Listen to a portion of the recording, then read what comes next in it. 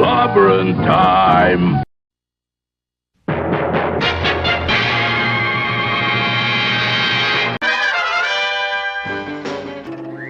Atomic batteries to power. Turbines to speed. Roger. Ready to move out. Come get some.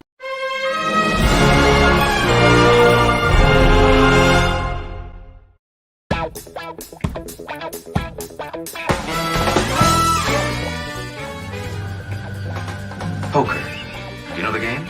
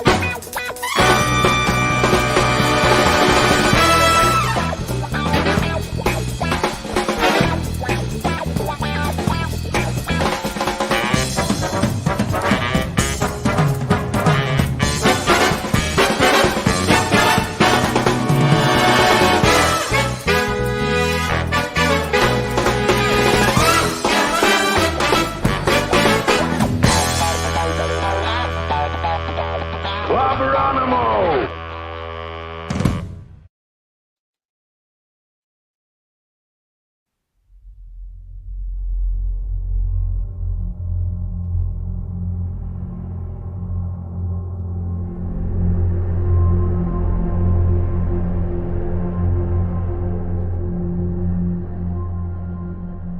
Come get some.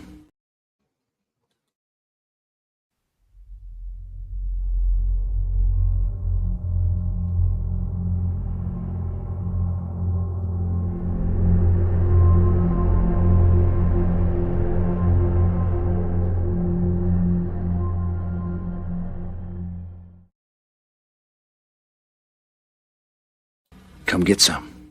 It's Clobberin time!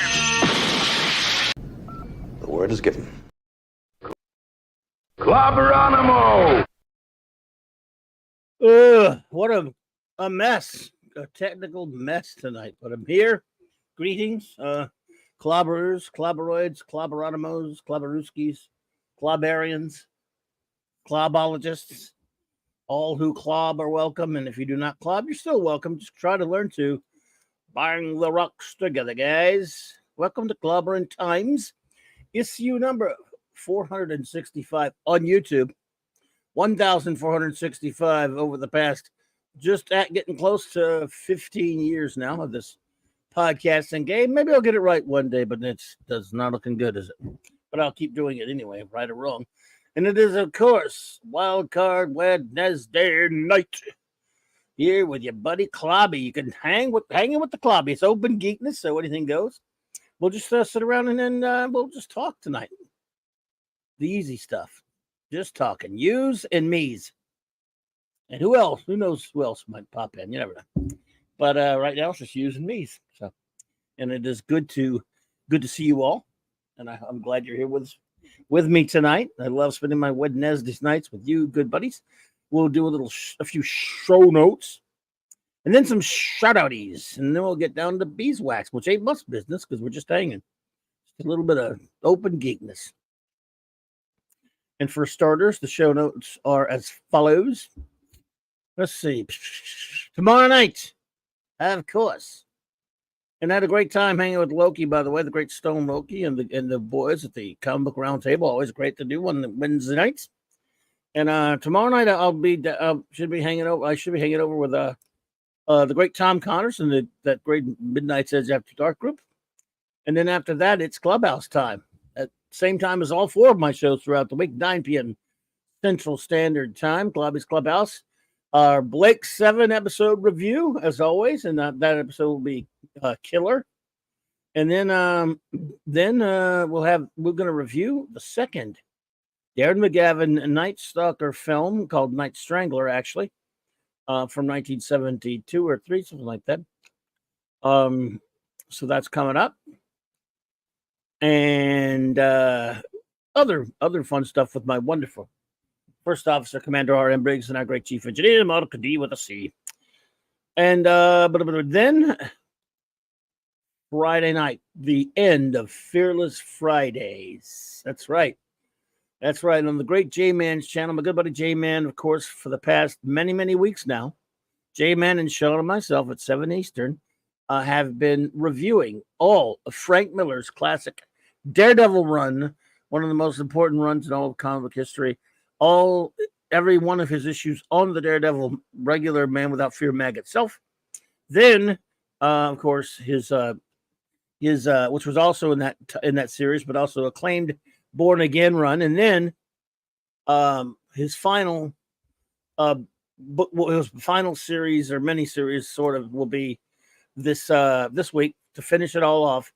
His Daredevil Man Without Fear mini-series, that he did along with John Romita Jr. and Al Williamson. So we're going to review that, and then a week from that, starting in the 4th month, the Fantastic Four. That's right. All of the legendary Jack King Kirby's magnificent run on the FF. The most important, the first family, the most important Marvel comic of them all. The world's greatest comic magazine. Fantastic Four 1 through 102 in all 6 annuals. Again, that is, of course, Sean and J-Man on J-Man's channel with me accompanying them Friday nights, 7 p.m. Eastern Standard Time. Looking forward to that. I can also be found on Friday nights on the great Nick Weiser's channel, 32 flavors of Nick Weiser, my good buddy, with the Friday Night Comic Shop Boys, and that's 8:30 Central Standard Time. I'm there often with the good buddies Pablo and Castor and Fenrir and Common Nerd and other interesting gents. And, of course, Saturday Night Star Trek.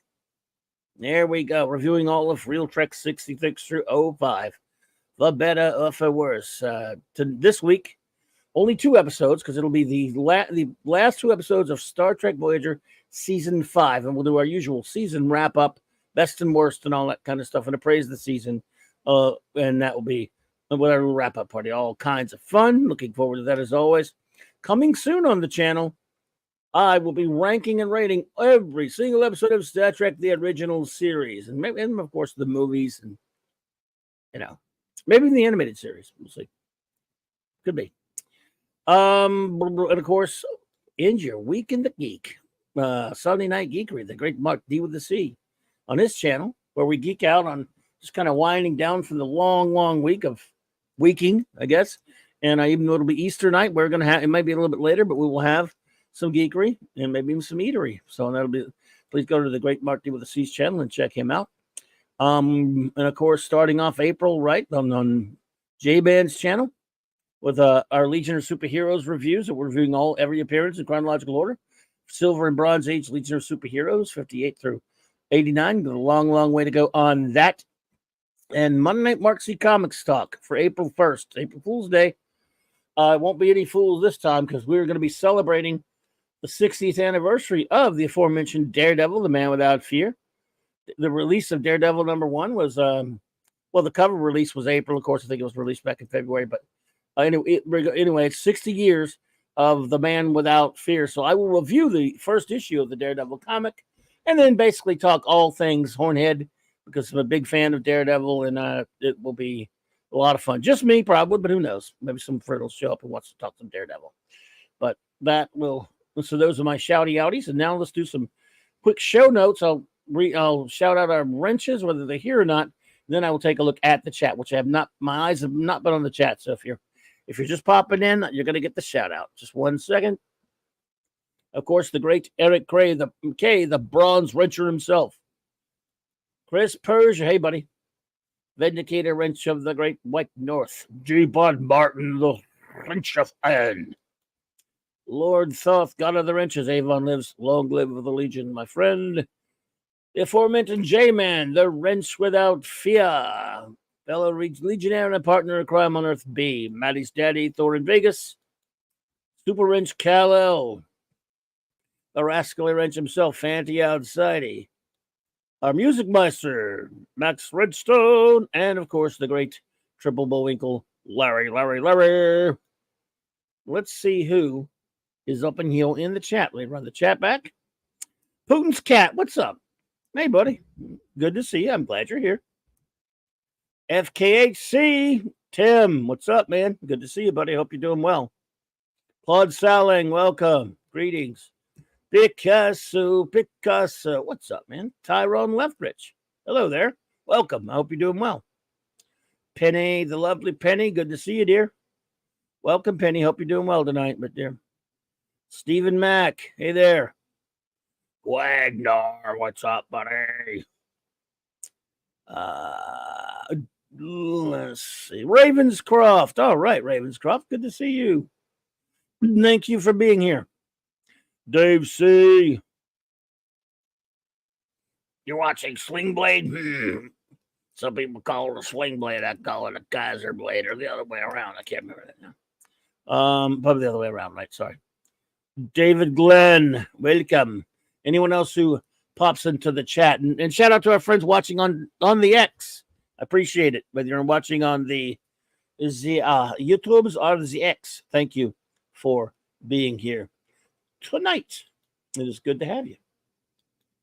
Where are we? All righty. Well, there we go. So, yeah. Well, what's going on, boys and girls? Boys and girls.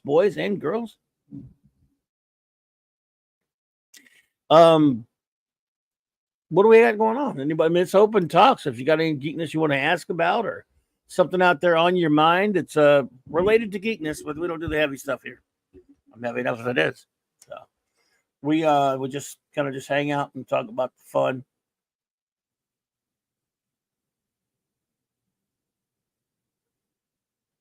Got to watch Billy Bob split a head. Yep, love that.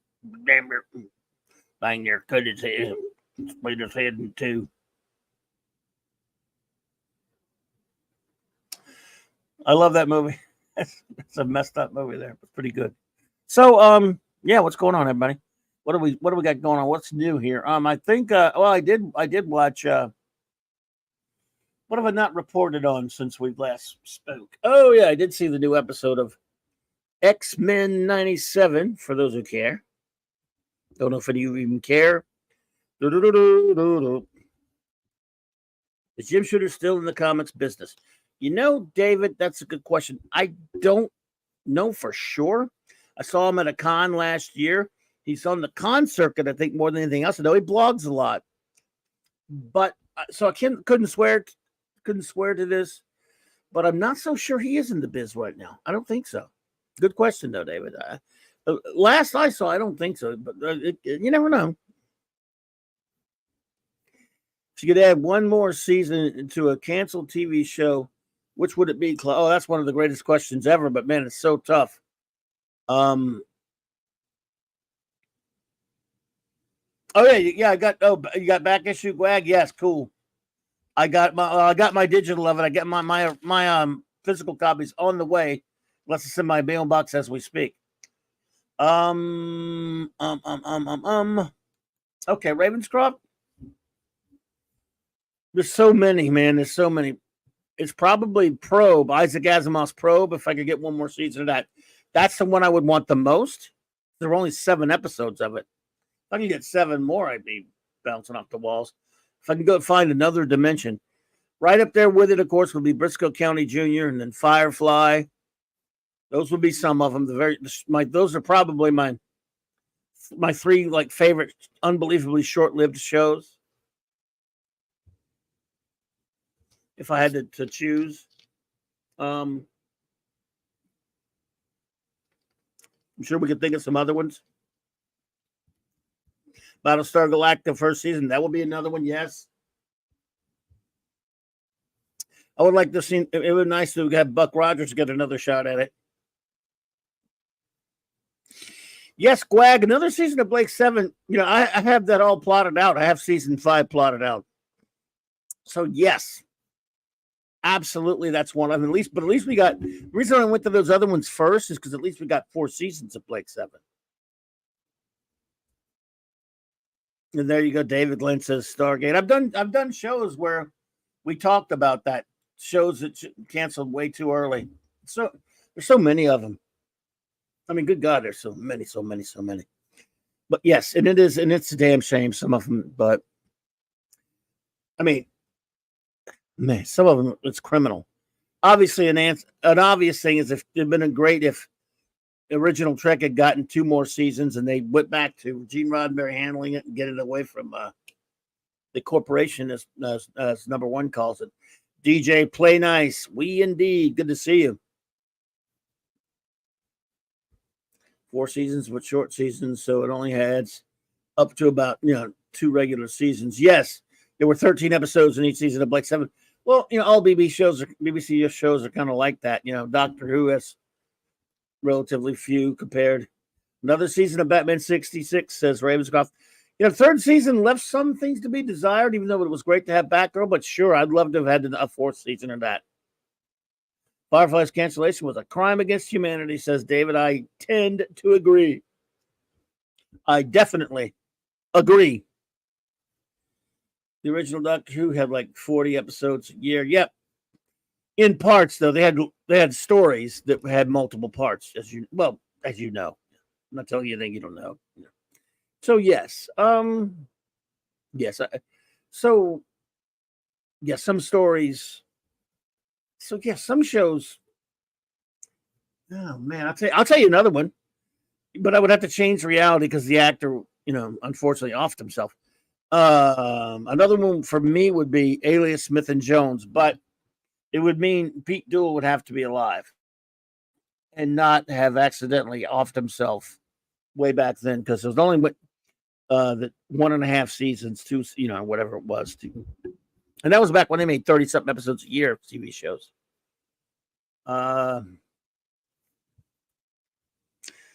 So yeah, there are a passel of shows that should have lasted longer. The Guns of Will Sonnet, that was a great Western show that only lasted 2 years. It would have been nice to get a little bit more of that one. Yeah. Oh, David Glenn. Yes. The pilot episode of Alias Smith and Jones was excellent. There were some other great episodes of Alias Smith and Jones as well. Man, Pete Duell and Ben Murphy were perfect together. I mean, they just couldn't capture that in the bottle. They shouldn't have even tried. Nothing against Roger Davis personally, but yeah. I'll tell you, I wish Buck Rogers had gotten the 3rd season. That 2nd season had a lot of terrible writing, but its heart was in the right place. I just think they made some serious mistakes with their format change. But I wish at the end of the 2nd season they'd have gone back to Earth, got Dr. Hewer back and Dr. Theopolis, and did a 3rd season of Buck Rogers and really improved the scripts. It needed big time script revival, revising, because it had a lot of lousy stories. Yes, more Aaron Gray indeed. Bring back Princess Ardala. It could still be a fun show. I would love to have seen that. Again, Original Galactica, man, it's a crime we didn't get more of that. We only got the 1 season, 20-something episodes. It's a shame. Sad.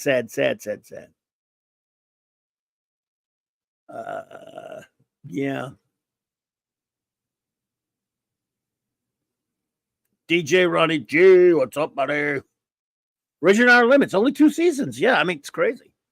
I've done a show before, and I'll probably, since it's been so long, in a couple of Wednesdays, I'm going to do a show that is specifically about what we're saying right now, about shows that are just criminally short-lived. Because, like I said, there are many. What I wouldn't give for at least 2 more seasons of Briscoe. Hell, 1. Well, D-Bud, you want more seasons of Red Dwarf? They've got 12. But I don't blame you. And hey, Son Lee, good to see you. The thing is, D-Bud, I wish Red Dwarf didn't have such a long hiatus. But the newer seasons are still okay, I think. Yes, Sledgehammer. That was funny. Son Lee, yeah. Oh, Time and Again. That would be another one. What's it called? Time and Was it Time and Again or Now and Again? Why do I keep forgetting the name of that show? Was it Now and Again?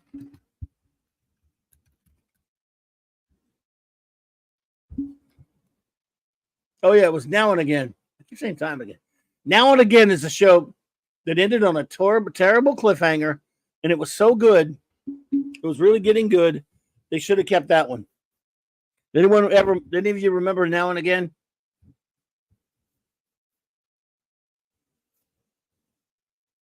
Yes, agreed, Chris Persia. The Flash Gordon TV show was horrifically bad. But Now and Again should have lasted.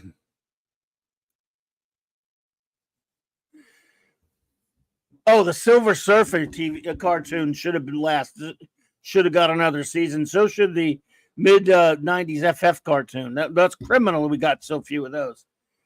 D-Bud says if they had made another season of Briscoe, they were going to make him the sheriff of a town, according to the extras on the DVDs. Interesting. Yes, Putin's cat, you should be laughing at the movie Sling Blade. Yes. It is funny. I laughed at it.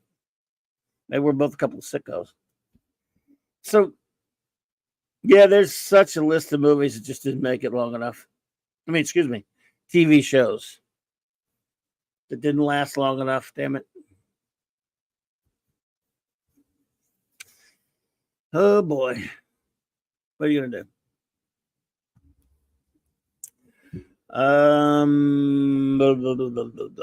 What else?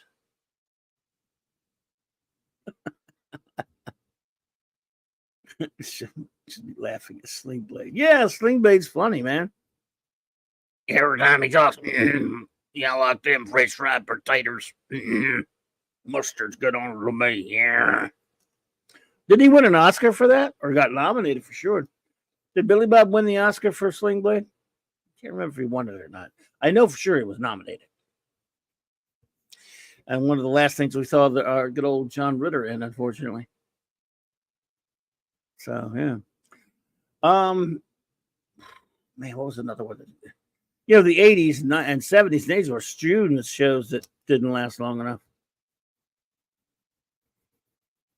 That deserved it. Like I said, I'll never get, my first vote will be Azuma's Probe. My second vote would be Firefly. My third vote would be Briscoe. And then, maybe I'll do a list of those. People don't like them lists, but I do them anyway. So, there you go.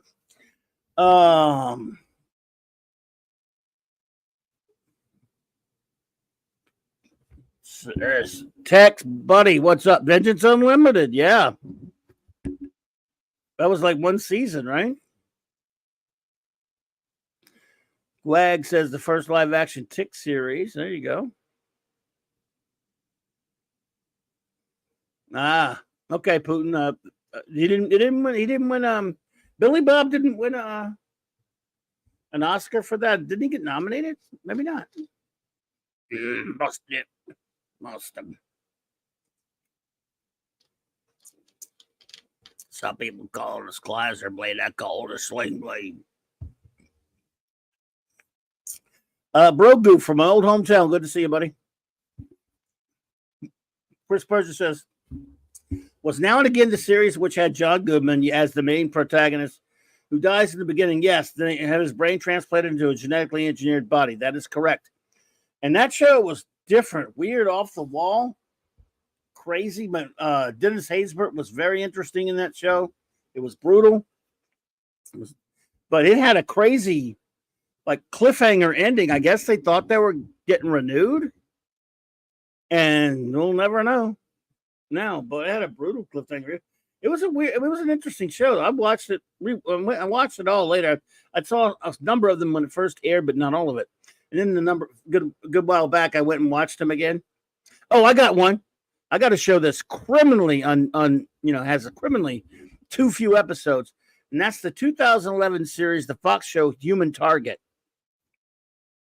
Yes, based on the DC, loosely based on the DC Comics character. Human Target with Mark Valley and Jackie Earl Haley and Chi McBride was brilliant.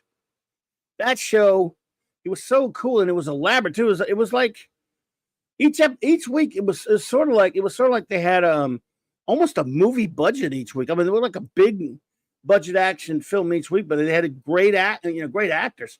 Suzanne Eckstein, hello there, my dear. Good to see you. I hope you're doing well.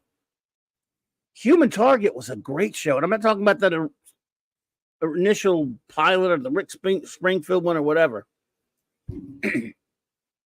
David Glenn says, "What did you think of Gene Roddenberry's The Quester tapes in Genesis 2?" I really love the Quester tapes. I've seen it a number of times. I like Genesis 2 as well.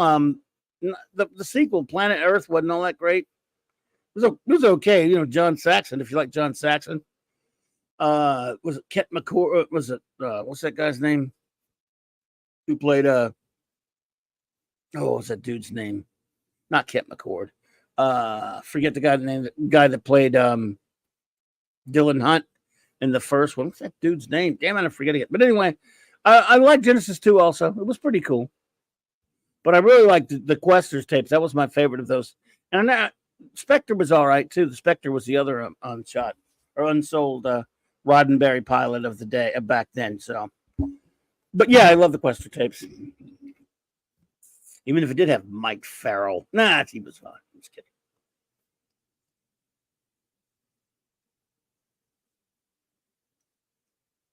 Cool stuff. I know that Warner Archives have put those out on DVD. So that's pretty cool.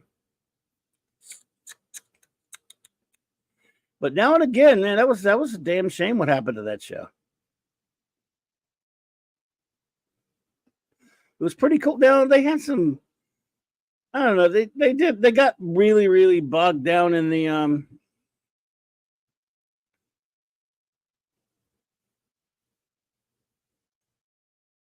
oh, okay, I got you. Actor. Okay, thanks, Putin's cat. It got kind of bogged down to some of the romance stuff, I guess, in the episodes. I know number one wouldn't have appreciated it, but still had an interesting story. It was a great idea. Oh, you know what? The same guy on that, not too long after that, he was on the Magnificent Seven TV series. Now, nothing touches the first and only Magnificent Seven film in 1960. But the TV show was just kind of not like a sequel to it, just like an off, and not a remake either. Kind of like just an offshoot of it with a lot of the same names.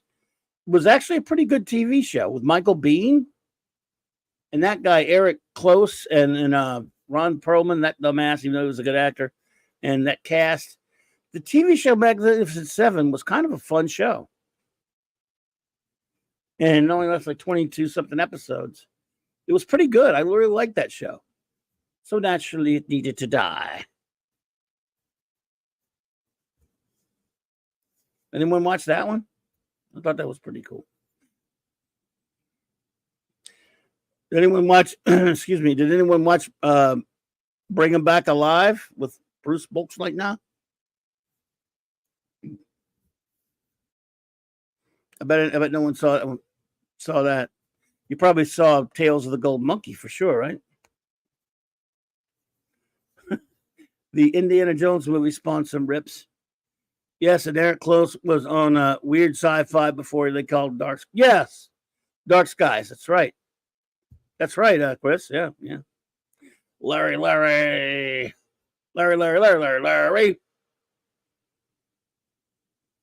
don't think I watched. I didn't really watch Dark Skies, but I liked Magnificent Seven. Oh, you watched Bring 'Em Back Alive and Tales of the Gold Monkey? Yes, Squag. Bring 'Em Back Alive has never been put out again. I got a buddy of mine's got maybe some bootlegs of it. He from his VHS recordings, but I haven't watched it forever. Good to see you, Larry. But yeah, about, of course, Adventure Frank Buck, the great Bruce Boxleitner, fresh off his great movie Tron, of course.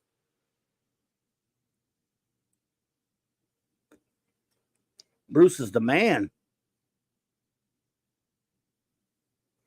What's so cool about Boxleitner is he's great as Captain Sheridan, But he went to Shatner's birthday, and even he admits that Shatner's the greatest captain. Which, I mean, if you're Captain Sheridan is fantastic, but even he knows that Kirk is king.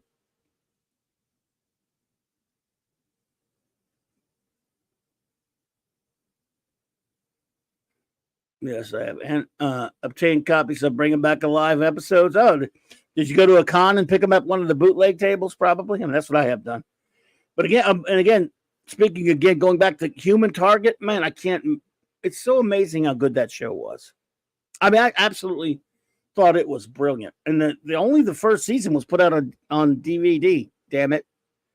I had to get a bootleg of season 2. We watched it when it came on, but. And I DVR'd them, but I have a bootleg of it, of course. But they need to put the second season out. Bad enough it got canceled. So good. When Jackie Earle Haley was fantastic on that show, man.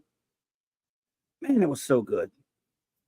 Too good for TV. That's going to be the slogan of when I do that show again, that revival show, like of the shows that got canceled too early. Too good for television. And Human Target was too good for television.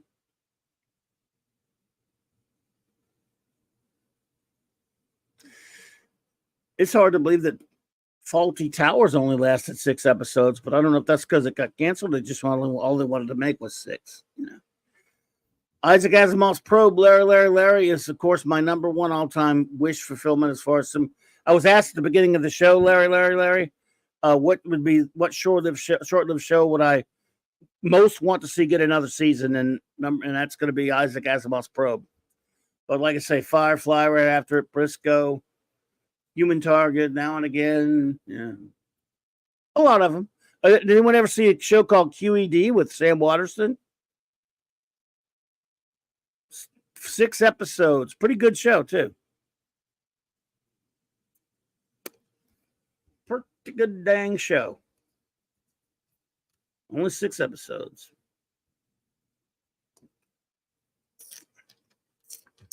Yes, Larry. Probe rules, bud.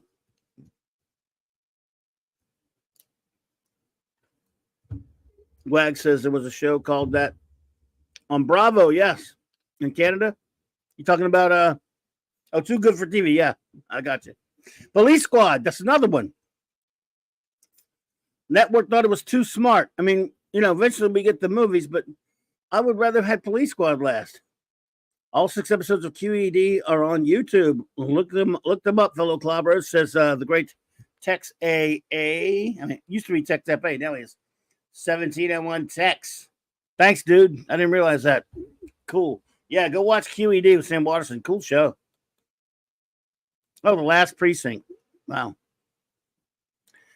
Police Squad in color. I have the DVD set of Police Squad. I need to get the Blu-ray of it though. My DVD set's buried somewhere. I feel like watching it and I got to find it. The Last Precinct. I never saw The Last Precinct, Texie. Good, eh?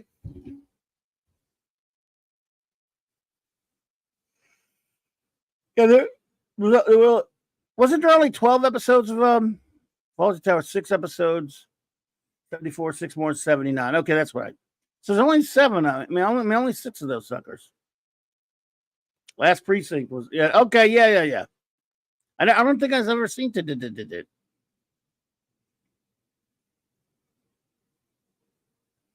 I don't think I've ever seen it.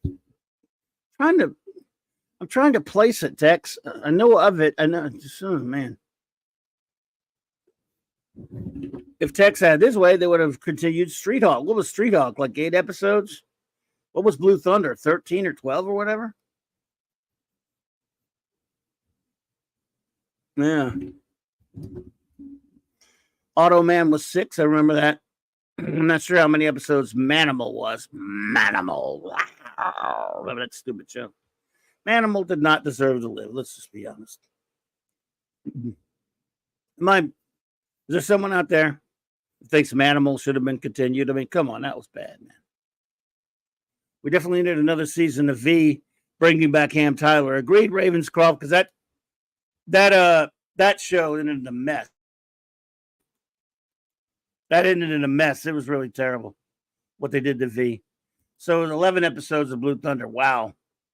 Oh, another one on my list would be the Planet of the Apes. We just lost the great Ron Harper. Rest in peace, Ron Harper, Colonel Alan Verdon. I love that show. There were only 14 freaking episodes of the one of the great shows too. It was very underrated. Planet of the Apes was fantastic.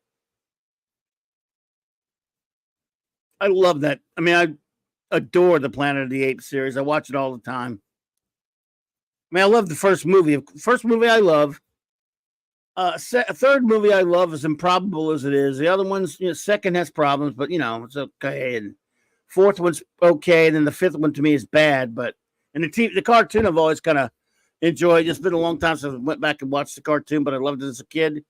But that TV series is almost, and I say almost, because very few things can touch the original 1968 Planet of the Apes film. But for me, almost, and it's probably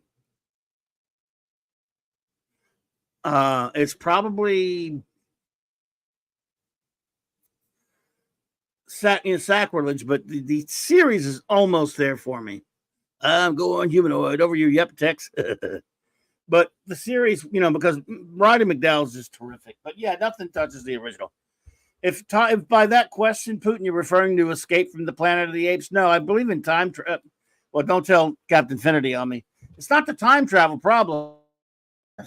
Remember, as much as I love Escape from the Planet of the Apes, to buy that premise, unless you just ignore it, we are to believe that Dr. Milo, in a primitive, time like that he was in, and when at that point, right before the mutants let Taylor blow the planet up, somehow he and Cornelius and Zira excavate Taylor's ship from the bottom of the lake, repair it, and then launch it into space. I mean, and why would they launch it into space? Just at the proper time.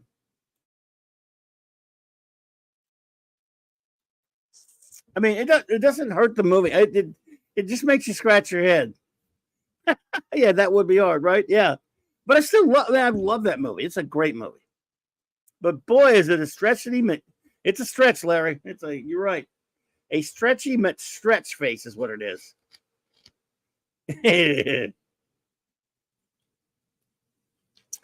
It's not just a stretch.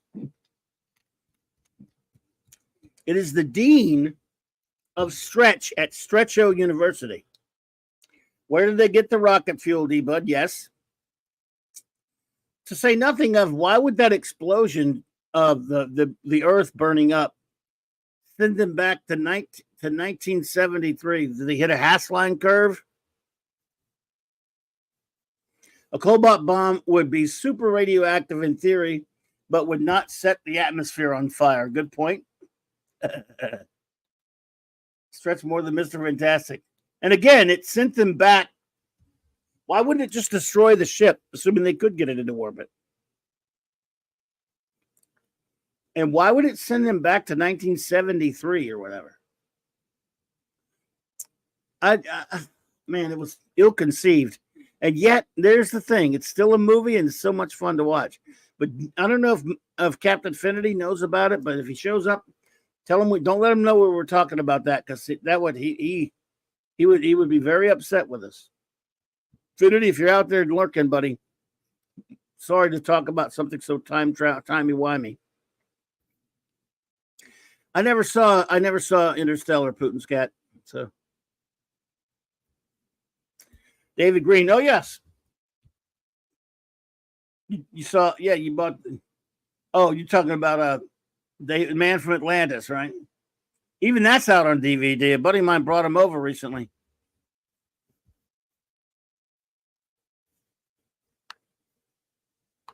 Even Man from Atlantis. Yeah, they did a comic, just like you mentioned there, David. That show. I remember when it came on the air, I was like, man, how can this not be greatness? Because it's not just because of Patrick Duffy, But it was like, wait, they're ripping off Aquaman. Cool. And the show never really did anything cool. It was boring, man. Didn't you think it was boring? Anybody else thought Man from Atlantis was just boring? The guy was just swimming around doing nothing, fighting. What's his face? Victor Borno was the baddie or something.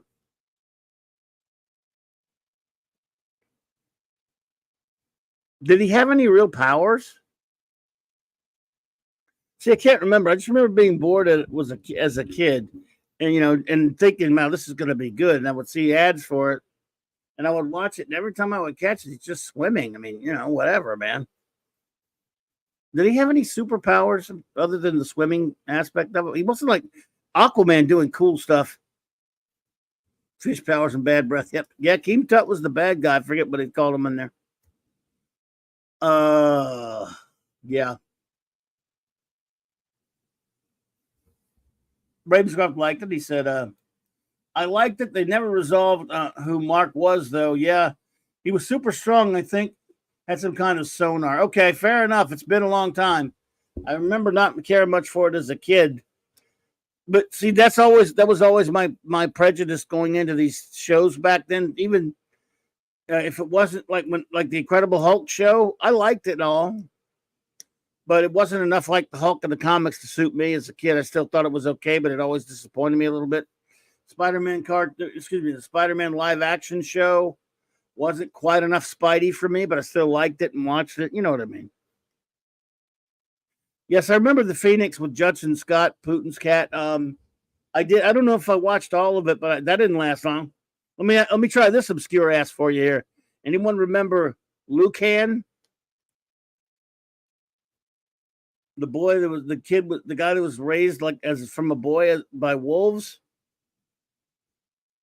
I bet this is the greatest chat room, as small as it may be compared to other chat streams. The greatest chat room on YouTube because Ravenscroft. It's always you guys are gonna, no matter how obscure it is, we are of the same blood because there's gonna be somebody that knows it. If I can throw out the most obscure shit ever, and you guys are gonna, what's the kid's name? Kevin Brophy was the actor's name, right? And you guys are at least one or two or three of you will get it. We are brothers. We are all brothers in arms. We are of the same blood. I love it. Because I have friends of mine I'm talking about with this crazy shit all the time. And we talk about this stuff, and I'll sometimes chuckle and go, man, no one's going to get any of this stuff. You worked with a guy who went mental over Lucan. Thought he was a skinwalker. Skinwalker.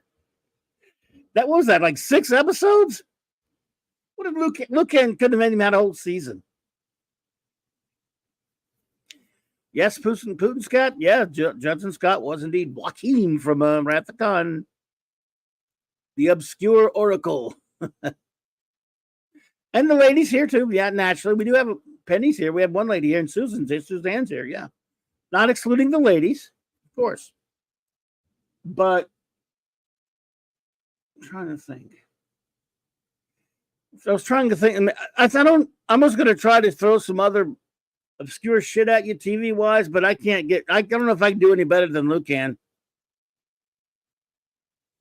Unless you want to hear about the San Pedro beach bums, but that's a little bit ridiculous.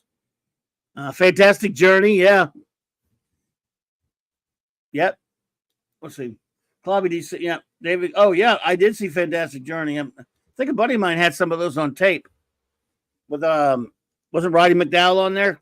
Could not be reached for further comment. What's up, buddy? Powers of Matthew Starr. That one I could not get into. Did you guys like that one? I didn't like the dipshits of science either. Larry, The Invaders, great show. Man, I love The Invaders. It's been a while since I've watched that. Remember they did a stupid remake movie of it with Scott Bakula? No thanks. Nothing, I like him, but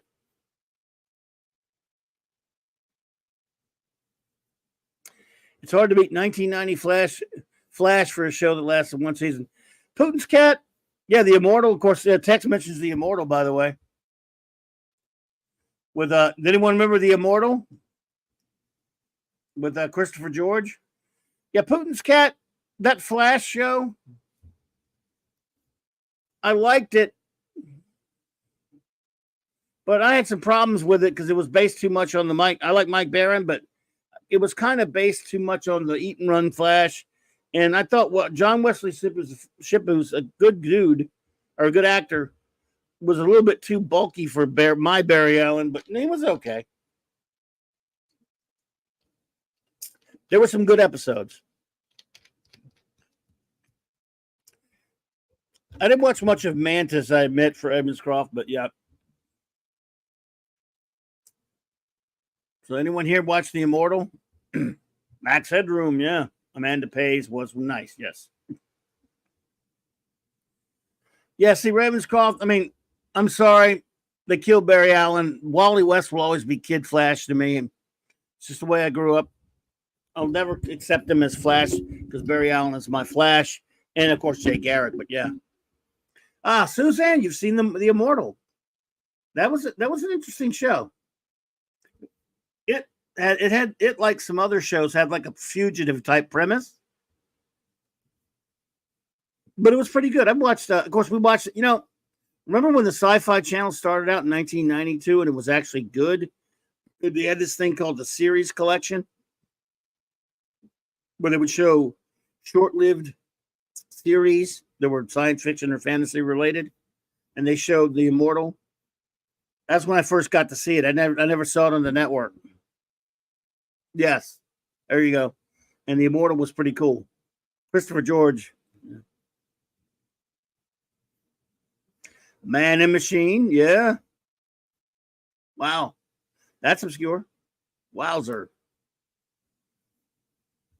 Remember the man called Sloan? Oh my goodness, we're getting so obscure now. Remember Masquerade? Whoa. That didn't last long. They threw a lot against the wall back then, baby.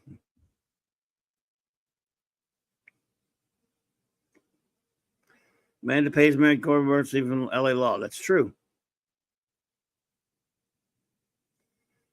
Does anyone remember? Wow, I can't remember the damn name of the show. It's so obscure. So one of you guys will get it though. I don't need Google. I got you.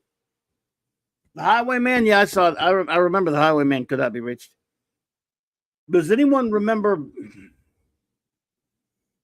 that show? Oh, Putin's Cat. We talk about Briscoe County all the time.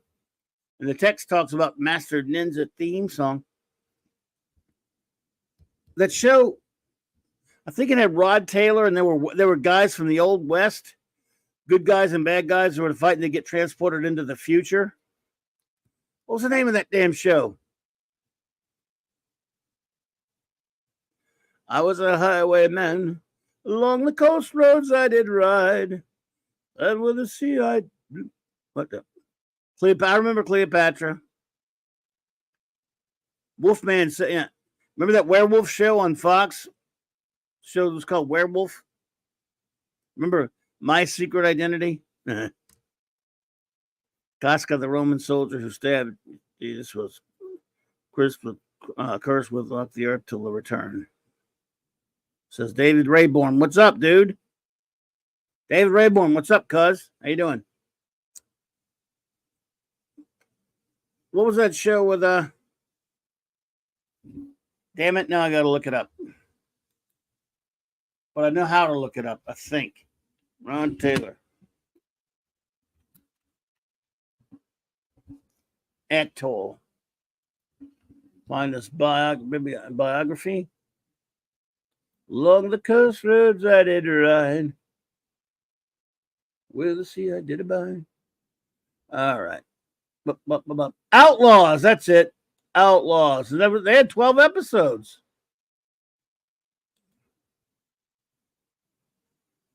Outlaws, thank you, Tex. You found I wasn't looking, I was looking at the Google. I forgot the title.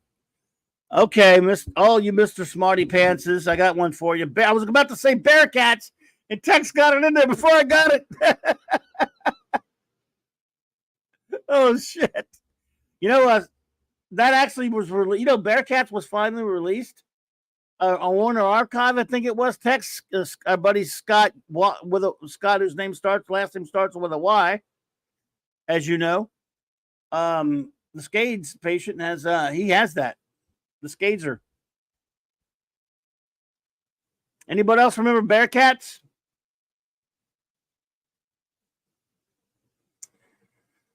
Does it mean some of these? I don't even think you can find them. I remember cliffhangers. Yep, Curse of Dracula, Secret Empire, and Stop, Susan Williams. That stopped all right in the middle of a cliffhanger, didn't it? Did it ever finish? Only Dracula finished. Okay.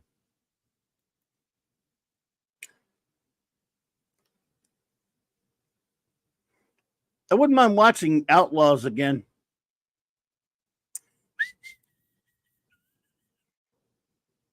Rod Taylor was also in Bearcats, yeah. Bearcats is a show could not be reached from the early 70s. That old, the car called the Bearcat or whatever. It's about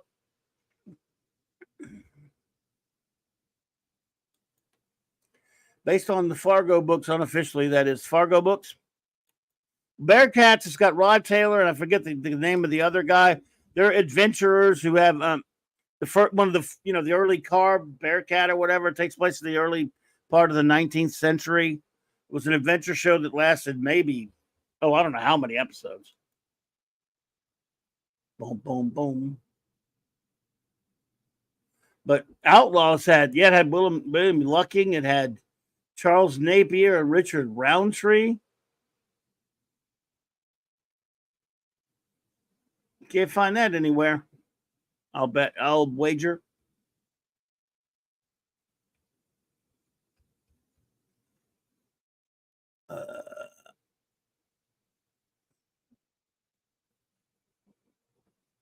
So let's see.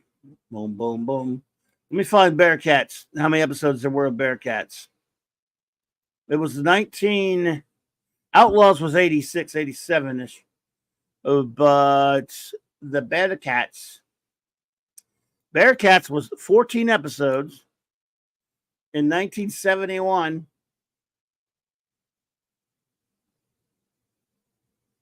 Dennis Cole, that's that guy's name. Leslie Nielsen was on one episode.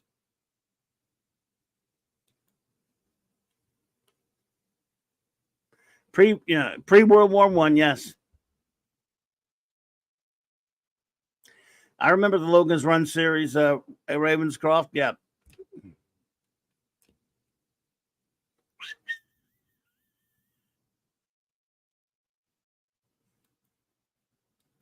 Starlog TV episode guides, whatever, obscure TV shows. I had those. Did you, Larry? Did you buy like I did? Did you buy those Starlog episode guide books? I know there were 2 volumes. I have them both somewhere. Had them both anyway.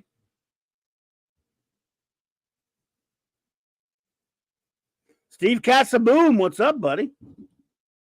Good to see you. All right, Tex, take it easy, bro. Thanks for popping in, buddy. Good to see you, Clobberin.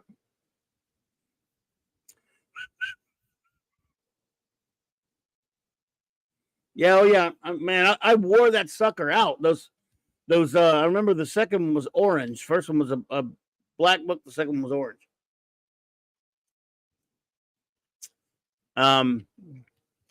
Yeah, Larry, I wore that episode guidebook out.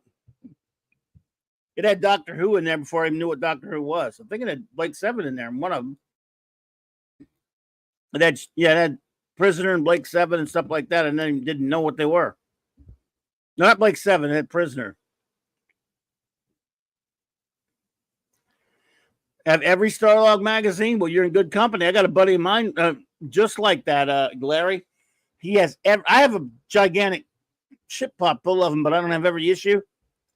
But I still kept all my old ones for almost all of them. But I have a buddy of mine that has every one from number 1 to the very last one, which I can't remember when the last one was. And apparently you do too. Poots got said the Logan's Run movie was good. Jenny Agata. Yes, Jenny Agata was something.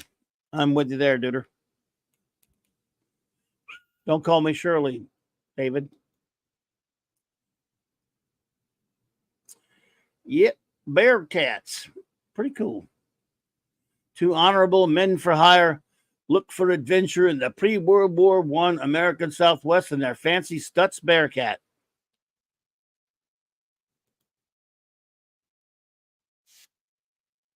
Badass. Cool show.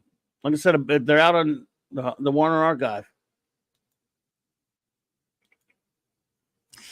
You got Omni Magazine also? Ah, here you go. Nice. Oh yeah, David. When I got Starlog magazine, or I got that episode guide book and that Starlog Heroes book, that's how I learned what Doctor Who was.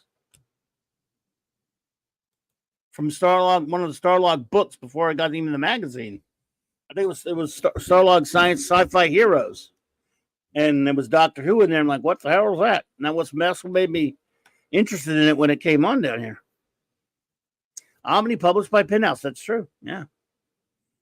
Yeah, Larry. I'll admit, the Penthouse comics. I bought that when it was, they had good art in it in the mid '90s, and then they had Omni comics. Remember the Omni comics? They only did like one or two issues, and one of them had like a Paul Gulacy Thunder Agent story in it. Omni Mag was pretty cool. Could not be reached. Says, I have a book, the Sci-Fi Channel Encyclopedia of TV Science Fiction, supposedly a complete guide of 50 years of sci-fi. Cool. Have your old Omnis, yeah. But we talked about this a good while back on this show when Raquel was here one night. We were talking about it. I don't know, a year or two ago, 2 years maybe. A book that I used to love in the 70s called A Pictorial History of Science Fiction Films by Jeff Rovin. I think she ordered it. I think she has it now. But it's a beautiful book. I love that kind of stuff. The snippets that were planned releases. So yeah. Oh man, good stuff. We should look at those Starlog books. Shouldn't we? I think we should. Let's see. Starlog books. Anyone get to go to the Starlog store when it was in Atlanta? I didn't get to go. I saw it, but I saw it one time, but it was closed. Starlog books. There you go. Starlog Aliens, Starlog Special Effects. Where's this episode guide? There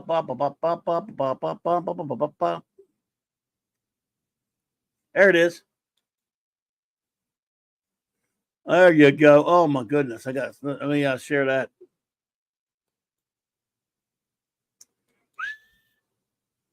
Man, I love this book.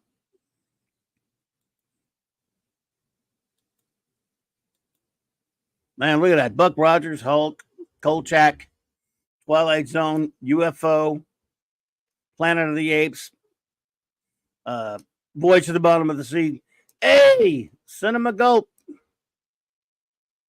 Yeah, they had so many cool they had great magazine, of course, but they also had I remember FX magazine also, Larry.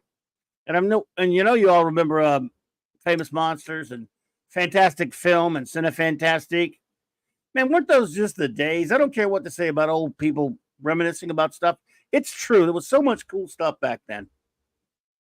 Hope you're doing well, Cinema Gulp.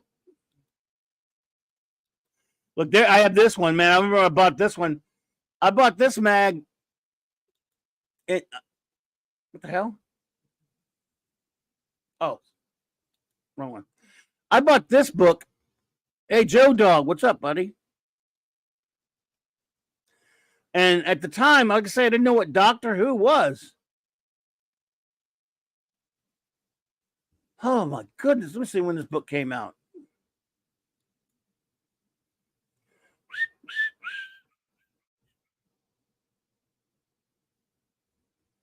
How are you? I'm checking to see when this one came out. Come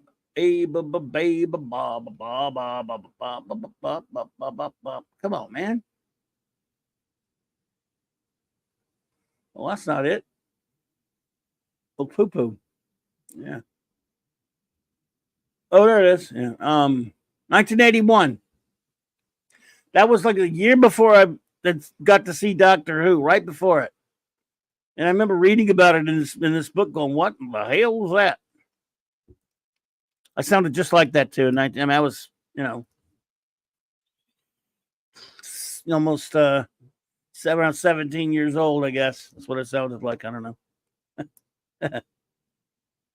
I bet you had this one, Larry.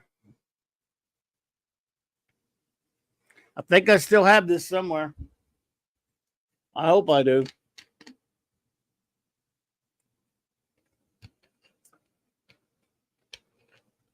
Good night, Chris Persia. Thanks for being here, buddy. Ravenscroft said, I subscribed to Fantastica. When it arrived, it had a name change, Fangoria. Yeah. Starlog magazine made Fangoria. So it was a horror book, a horror mag. I never picked it up, but I saw it all the time at the store. So, and we've looked at Starlog here before, but these are this one I had also. I don't know if I have these anymore. Man, remember this one?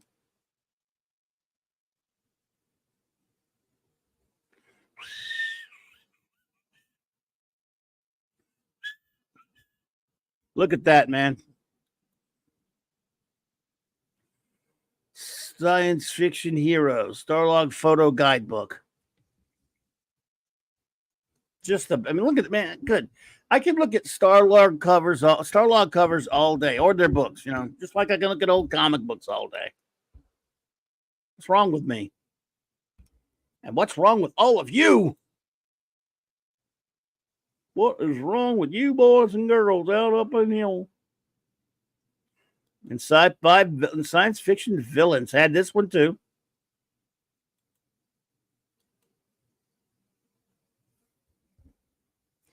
Yeah, man. So cool. Cool. I love it. Yep, exactly. Ravenscroft. Remember Heroes? Yeah. Sigh indeed, my friend. Joe Duck says got Spectacular Spider-Man number 11 today. Oh, cool. There you go. Now, isn't that a later series? Because I know there was they started it over. Didn't they start it over after they ended Peter Parker, the Spectacular Spider-Man? If I could be misremembering that, so don't quote me on that. With my dumb memory, but yeah. Yep. Let's see. Spaceships. Had this one as well. Oh my God, isn't that beautiful? New and large editions. Starlog photo guidebook. Spaceships. Unreal. Yes, sir. Bob. Go to them. And when you couldn't afford it, just go to the Waldens and flip through it.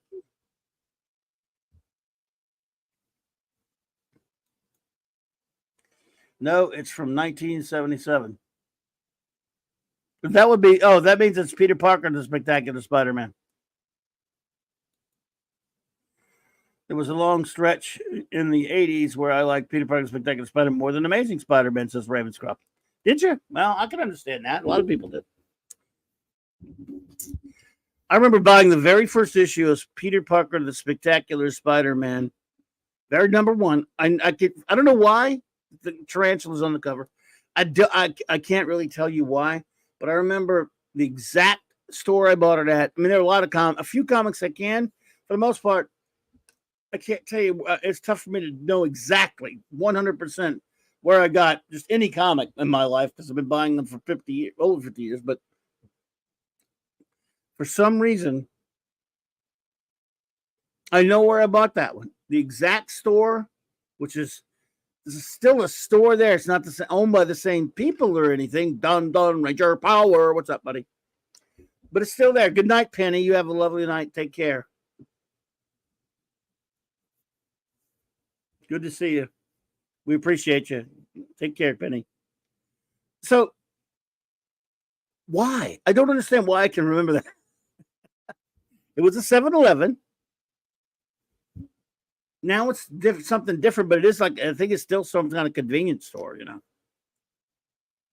But it's weird.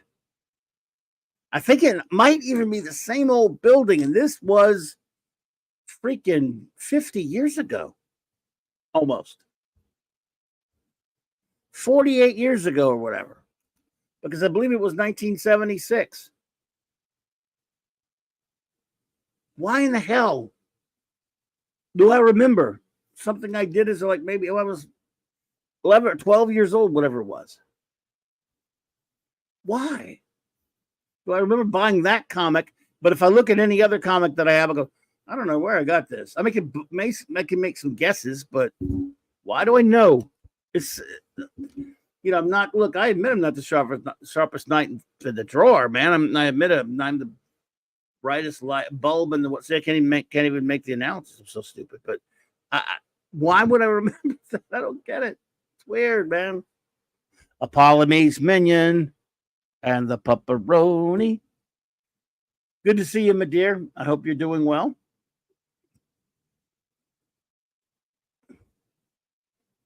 David says, I remember the store where I bought X-Men 94. Wow. Off of a spin rack. When I sent it to CGC, they said it had been altered and repaired. Why'd they say that? Salty Traveling C. What's up, buddy? Traveler? Good to see you, Salty. I hope you're doing well, man.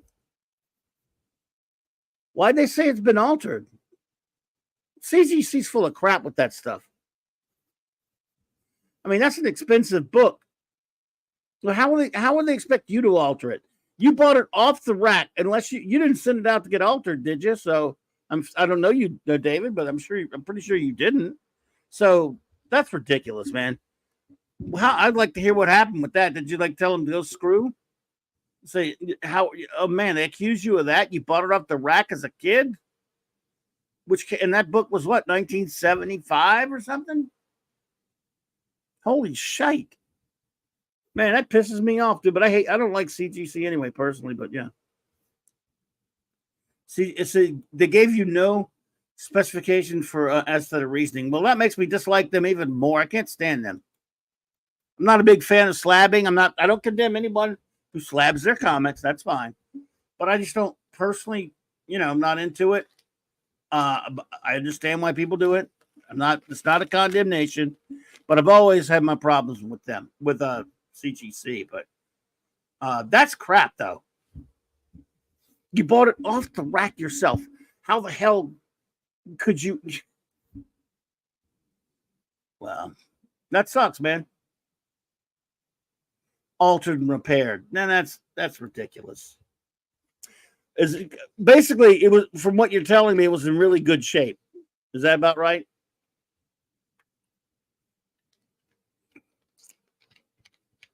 Because you probably cared about it and treated it well. I don't know where you live, but also if you live in a cooler climate, that tends to make a book better off. Joe Dog says, I also got a Donna Troy shirt on eBay. Well, cool. Nice, man. Excellent. Larry, my first purchases of comics were from spinner racks only.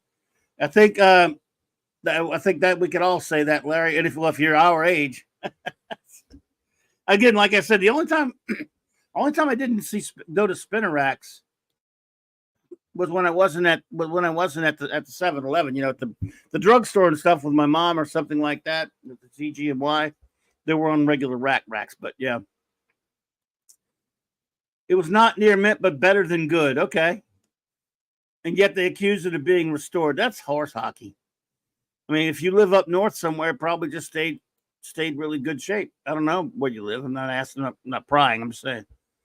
Could not be reached. I slabbed one because of a special offer for signatures, but never again. If you can open a book, it kills the purpose. If you can't open a book, I think you mean can't. It kills the purpose. Yes. Now look, I understand slabbing really old stuff. An X-Men 94, I get slabbing it. I get it, but it can't be cheap to slab that. By the way, it had to be expensive.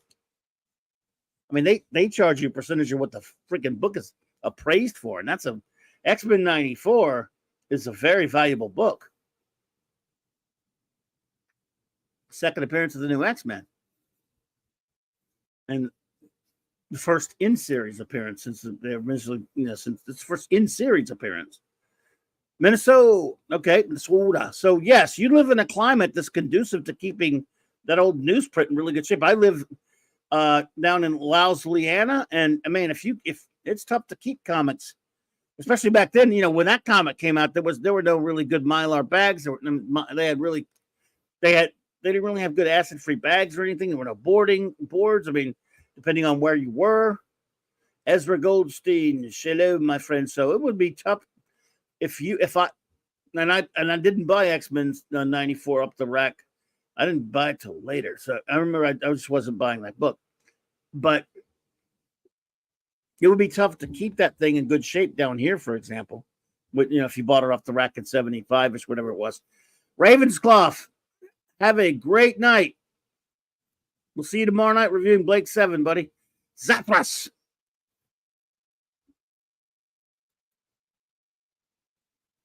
The paper was full of acid also. As papers like that is wont to do, buddy. Zathras. I slapped my ex, but that's another story. You bad boy. Yeah. You bad ass Zathras. You bad. But yeah, so that's ridiculous, man. Screw CGC in the face. Are you going to watch Monkey Man when it comes out in the theater next week? Asks Joe Dog. Answer no. I won't be. Not something I'd be interested in. Are you planning on seeing that one? I am going to see Godzilla X Kong. I want to go see tomorrow, but I've got too much to do, so I'm kind of screwed out of going tomorrow. I may have to wait till Saturday, which pisses me off, but I will be seeing Godzilla X Kong this weekend. Adrian James. It's going good. It's good to see you. Thanks for popping in. Ezra says, Clobby, you've probably been asked this question, but what is your opinion of George Lucas siding with Bob Iger? I've been a bit angry at George Lucas ever since he sold. When he sold to the WSers, as he called them,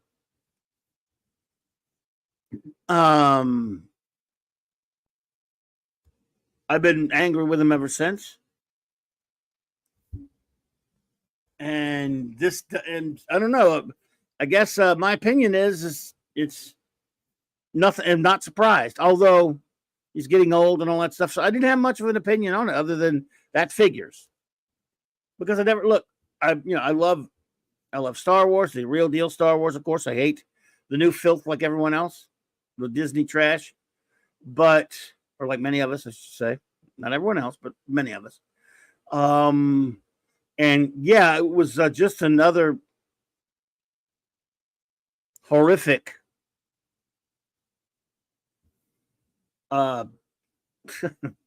happening in our ongoing saga of the degradation of Star Wars. But I mean, yeah. Some see it as the final nail. I think the nail was already in a long time ago, personally, but I mean, you could definitely view it that way. My opinion is George is just kind of there. I don't even know if he's fully in control of himself or anything. So, yeah, certainly not happy about it, Ezra, but not surprised. I don't know who's surprised about it, but some people were. But yeah, could not be reached. Says maybe they promised to fire Kennedy if he said that Iger forced him into selling Star Wars. Don't know why George would do that. Well, one of my running theories that people don't like was that he did take a lot of guff over the prequels way back when. And not by me. I mean, I'm not the biggest prequel. I'm not rather the biggest fan or the biggest hater of them either. I don't mind them. I actually like them a little bit more than most people, but there's just nothing touches the first two films. I mean, I have a lot of problems with Return of the Jedi, so it's me. It took me a long time to warm up to that movie, like 30-something years, maybe. Maybe it took Star Wars getting really bad for me to start being nicer to Return of the Jedi, but that's just me. Those first two movies mean so much to me.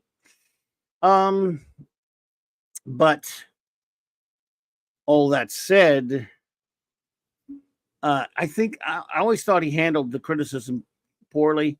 It almost seems like he was like, well, if you guys are just going to keep giving me some shit, I'm selling this sucker. I'm not saying that happened. I know it's simplistic. But it just felt like you know what? You want to keep whining about it, you fans, screw off. And Ezra, you're not alone. A lot of people didn't like the prequels. I think they're masterpieces compared to the sequel trash, but then that's low hanging fruit, right? Sorry, George, but some of my favorite movies were done by new filmmakers. Yeah, the whole stupid. It did not sound like anything he would say. Even George, whom I have problems with, he says magic is not, shouldn't be made by amateurs or whatever it was. That's stupid. That was moronic. And as dumb as I think George is and says a lot of idiotic things, I mean, face it again. If the guy, I never thought he was the sharpest knife in the drawer. You said again. Sorry.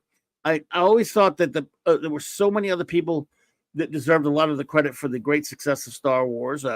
Gary Kurtz, Marshall Lucas, Alan Ladd Jr. Later, even that idiot, with Empire, even that idiot Kazdan, and of course Lee Brackett and Irvin Kershner, excuse me. That I believe that I'm not saying it was great in spite of him, but if you look at the evidence, when he got full control, and that was with Jedi, that movie is now some people don't agree, some people love it. That's fine. Jedi is not near in the class with Star Wars 77 or Empire. I refuse to say New Hope or Episode 4. I'll just say 77 for clarity's sake. And nothing's in a class with those two films. Nothing, in my opinion. Some people were a lot younger when Jedi came out than I was. I was 19. I was so in love with Empire Strikes Back that I was disgusted and very angry when I first saw Return of the Jedi. Pissed off big time. Went saw it twice that first day, and just couldn't believe how much I was angry the first time I saw it. Anyway, that's beside the point. I know a lot of people love it. Not getting that argument again. But I think everything George Lucas had full control over is mid-range to up and good and uneven, in some cases terrible. And the first two movies, where he had input on the first one, but there are other forces at work, and then he had very little input on Empire Strikes Back, which in my opinion is a better film, although they're both brilliant, both very close.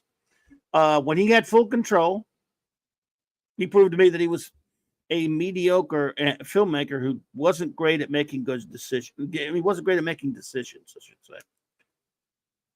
And then he made a lot of bad decisions with the prequels. And then he made the worst decision of them all by selling it to the worst people you could sell it to. So when has George Lucas done anything smart? I'm just asking you that. Name something he's done that was smart. I mean, you can say, well, created Star Wars. Well, yep. And he had like a bunch of early drafts that were cleaned up and written, I don't know. A lot of people had a lot to do with making the first one great. And then the second one, not only did he have little to do with Empire Strikes Back, he was resentful of the fact.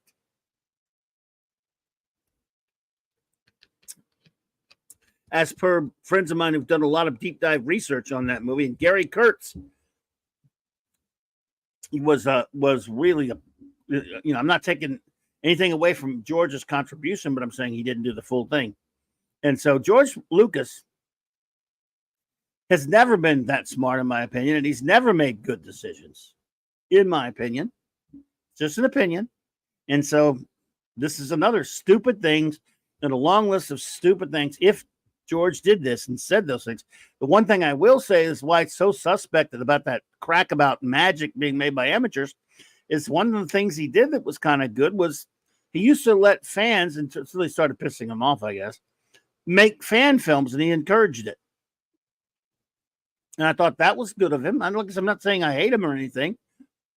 And yes, I did see the movie The People versus George Lucas.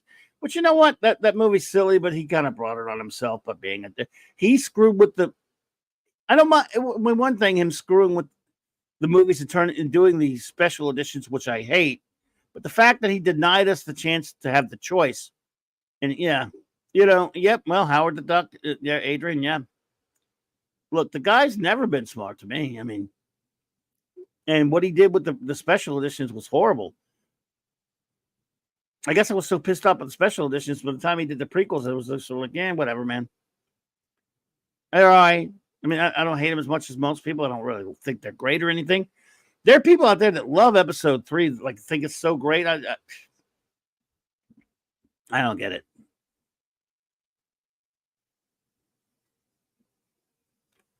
So I don't know. So he's just done another stupid thing in a long list of stupid things done by a guy who's like a little milksop who's probably just too old to make any real decisions, and he's probably being manipulated. Some think could be true. I gotta tell you, never had a lot of respect for him. Willow, there you go, Salty. I've had regard for him because I do love Star Wars, but I've never had a lot of respect for him. He's another one of these guys. See, he's not like a Gene Roddenberry. Gene Roddenberry obviously had a lot of help on the original series, but he did create it. It's all his baby. Other people contributed in those early days that helped make it even better, but he did create it. And the reason why I know this is because the writing Gene did on other shows before that proved he could write and was very creative. He wrote like 20-something episodes of Had Gun Will Travel, all that was amongst the best episodes of that show, which is the greatest Western show of all time, in my opinion, TV show in my opinion. And he wrote brilliantly on that show, and he wrote other things that were great. So while he did have help from others like Dorothy Fontana and Gene L. Kuhn and Bob Justman and other people and other writers on Star Trek, he was the creative force behind it. He also had help by William Shatner, Leonard Nimoy, DeForest Kelley, James Doohan, other people who their contributions were potent. They were relevant. And so they all added to the creation of Star Trek, the original series. But it's undeniable that Gene Roddenberry was the primary creative force. Without him, you can't have it. George Lucas, without him, you don't get Star Wars. True. But a lot of the things he wanted to do were highly derivative, and he had to have a lot of guidance and a lot of help. And had to some of his early drafts, if they'd gone with some of those things, no one would be talking about Star Wars right now, or the Star Wars. That's not to take any credit away from him, but he wasn't the creative great writer and talent that Gene Roddenberry was. So he had other people helping him. And then he had, again, the famous, as we all know, Martha Lucas editing of the film. And it's one of the most brilliant movies ever made because of that editing. Never a finer job on editing a film probably ever. That saved it, a lot of people say. And then the second one, he was barely even there. And he had very little to do with the writing. I mean, he was involved, but he was very rarely on the sets. He was in California a lot of the time when it was being filmed over in Pinewood or wherever. And so Empire Strikes Back, and that's why he was kind of, he was almost like Ed Wood. He used to go in there and say, look, why are you guys running up all these, these expenses, reshooting stuff? Just shoot stuff and get them on to the next scene. Yeah, well, George, this is messed up and that's messed up. I don't care. What are you, Ed Wood? And that's all from research from a lot of people that have done on Gary Kurtz and Irvin Kershner and things that went along with George Lucas. So Lucas, the worship, revere for what he, give him credit for, a lot, but don't revere him. And in my opinion, and I don't worship him. So, and now he's kind of not even his old self. So, and I mean, when he was, what did he do? He bowed down and sold it off to the WSers, who directed The Empire Strikes Back. Irvin Kershner, Ezra. Irvin Kershner, who was he was one of George Lucas's film school teachers. He directed other films like Never Say Never Again, RoboCop 2. I mean, those weren't like big, gigantic films or anything. They were enjoyable, but Empire Strikes Back. Yeah, but also Empire Strikes Back was written by a science fiction writer named Lee Brackett, and it was honed, it was refined and retooled. The script was also worked on by Lawrence Kasdan, who did at least have some writing chops at the time.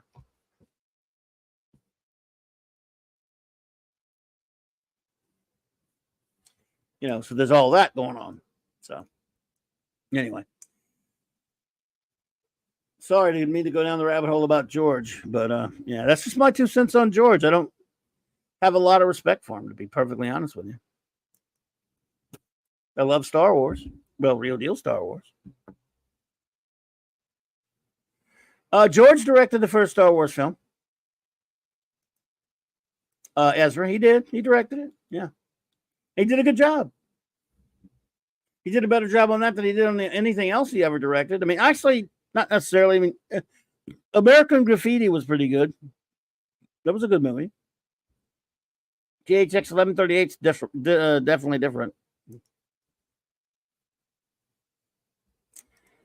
But, yeah. Richard Marquand directed Jedi, but George was pretty much in control of that one. So even though Richard Marquand directed Return of the Jedi, and it was pretty much George. I mean, he really ran roughshod over that one. Or at least he was the boss, you know. ESB would have been really big if Tim Choate, I always forget how you pronounce his name anyway, starred in the movie instead of Harrison Ford. Well, yeah, they couldn't get him. He was too important at the time, buddy. Sorry about that. I always forget how you pronounce that dude's name. I'm sorry. George didn't write or direct the Star Wars Holiday Special. No, but he made it happen, though. He let it happen anyway. Hey, you still have to blame the Hollywood the Holiday Special on George. I'm sorry. Who else do you blame? Not George. Just saying. Hey, you want to look at some more Starlog books? Look at that one. Spaceships. Science fiction weapons. I was going to show this for a second, but it's got that filthy commie, what's-her-face, on there, so we're not going to show it to Barbarella. I'm going to say her name. Science fiction, toys and models. Well, man, that was back when there weren't a lot of them either.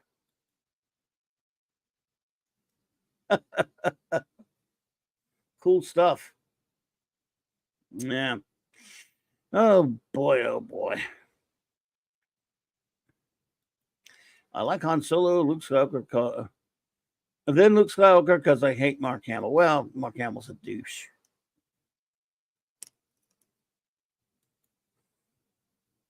Yeah, that's her, Hannah and Jane. Sorry. Holiday Special was written by TV variety show veterans. Yeah, well, they should have stuck to the Carol Burnett show, which was funny, but this wasn't. Oh, there you go. Fantastic 3D Starlog photo guidebook. I never got this one. I didn't get this one. Ah, robots. There you go. Look, this one has Quester on there. Look, Quester tapes. It's got Huey, Dewey, and Louie from Silent Running. Of course, the Cylon and Robbie and R2-D2, C-3PO, and Westworld, Yul Brynner robot, and of course, Plateau. Plateau.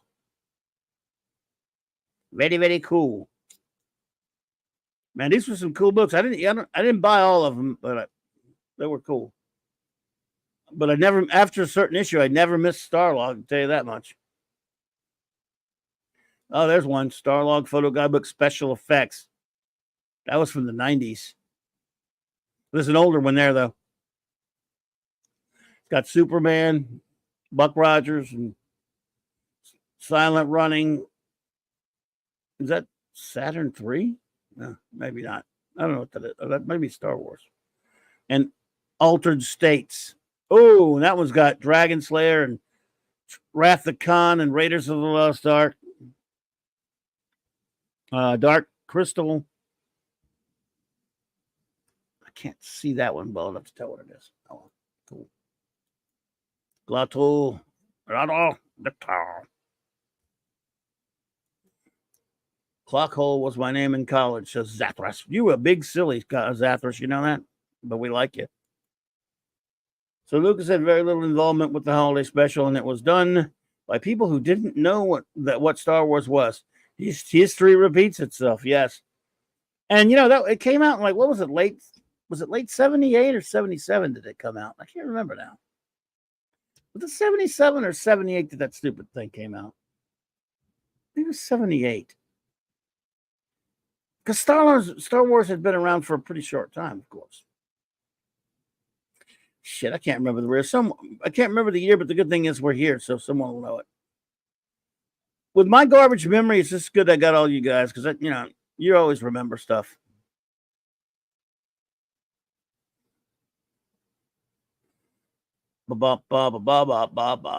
Starlog Mag. I had that issue. Have that issue. I have that issue.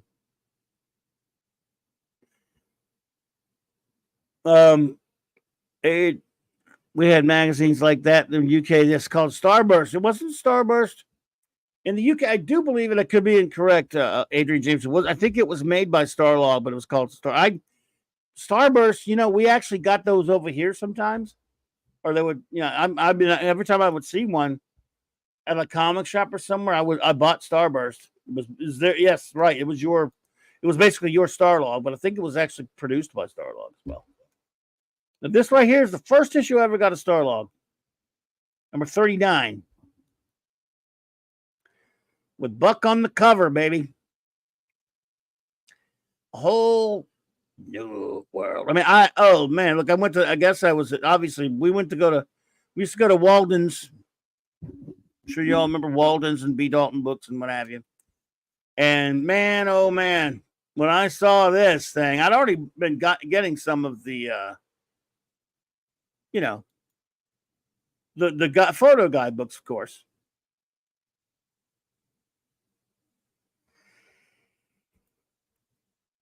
But man, this is like 80, 81, whatever this was. I couldn't believe it. A magazine about this.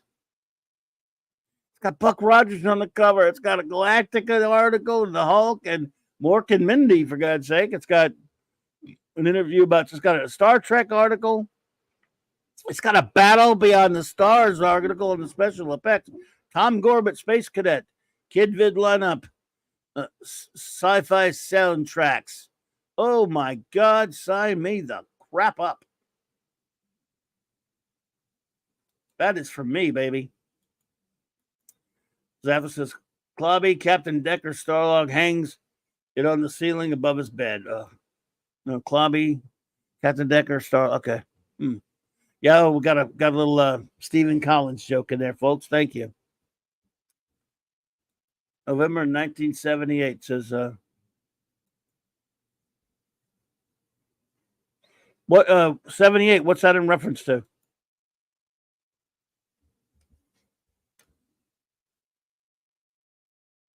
What are you guys saying in 1978 for?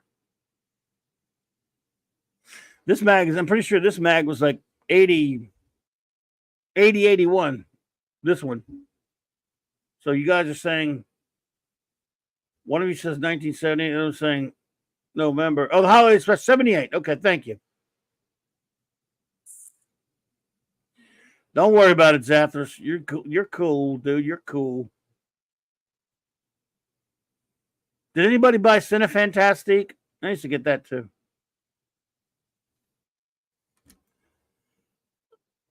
Look at that issue.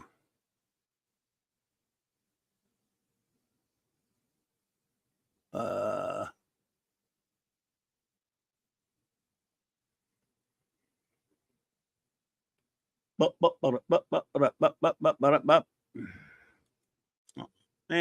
I'm gonna find one with a big cover. There we go. I had this one. I have this one. Deskin created Starburst magazine. Okay, thank you, Gwag. Oh, Deskin, yeah, didn't Deskin do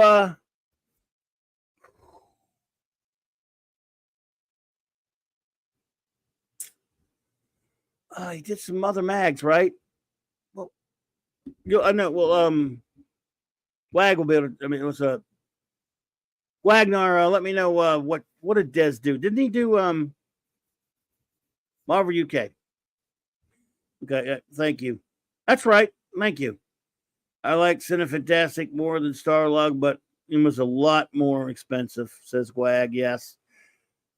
I just love Starlog, but you're exactly right, man. It was super expensive for back then. I mean, Starlog was, what was it? It was like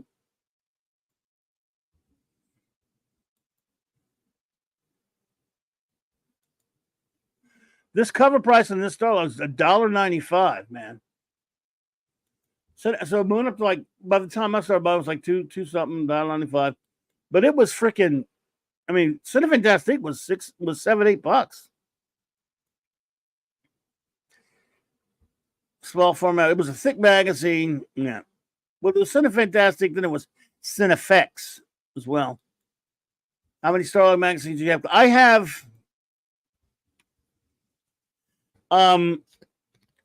number 39. Every issue after 39 for about maybe 15 years. Then I stopped. Maybe 12, 15 years, whatever, something like that. And it's absolutely solid, bro. And of course, I went back and got some issues before that, like this one, for example, and of course this one. I got number 1. This is number 2 right here. I have it. I think I have one. I have number 1, but I gave it to our good friend Tex, who was here earlier, because it's a present. Way back in the 90s. That's this one right here, number 1.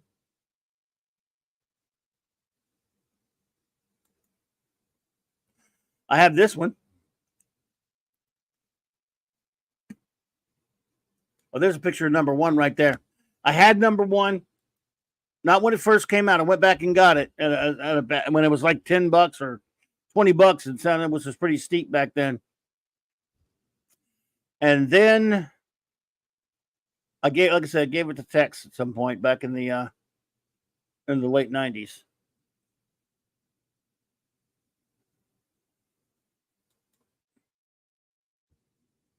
Yeah, I hear you there, Gwag. There was a spinoff.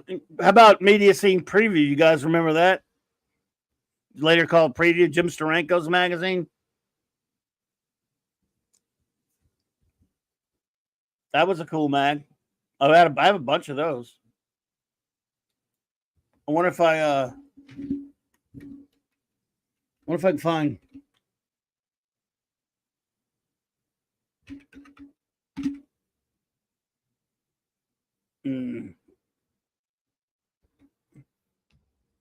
Find some pictures of that.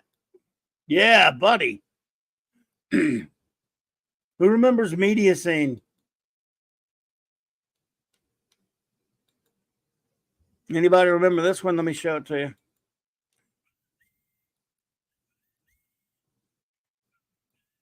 Jim Steranko's great mag. Look at it.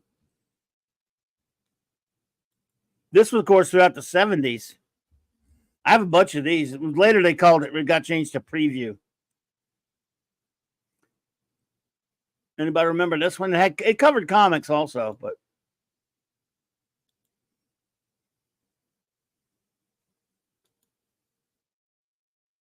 look at that cover with the red uniforms.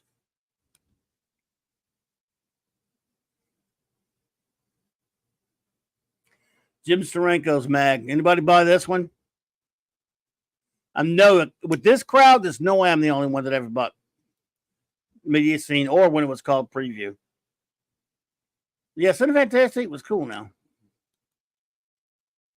Guagnar, you knew you wouldn't let me down, man. You have a lot. I have a bunch of them too. Still digging up somewhere. Man, look at that Steranko art. Well, it's unreal.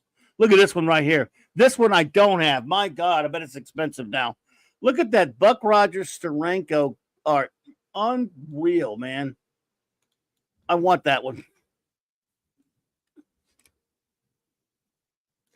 How many issues do I have, Ezra? I don't know. I probably only have about 8 or 9 issues. I don't have this one. I have the Empire Strikes Back one. Yeah, Comic Scene, yes. I remember that as well. It says I bought a magazine back in 2001 and I still have it. It has a few pages about the Logan's Run TV series, says Adrian James. Gotcha. I don't have as many as I would like, Ezra. It also, remember, it changed. It changed from Media Scene. We called it Media Scene Preview, just Media Scene, to Preview. And it just didn't change. Yeah, it was Media Scene and barely written up there. Preview. Remember that?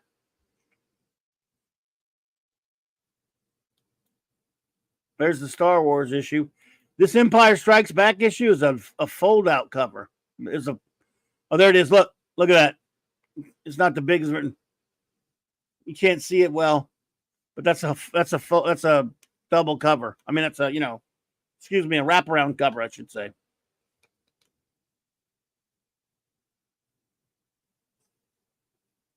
Yeah, it started out as Comic Scene.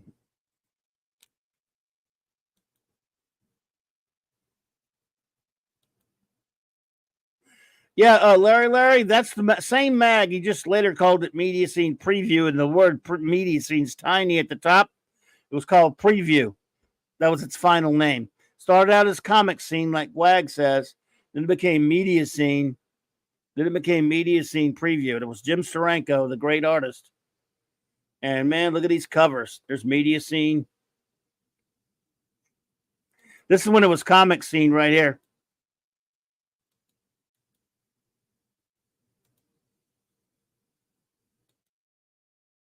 That's Media Scene.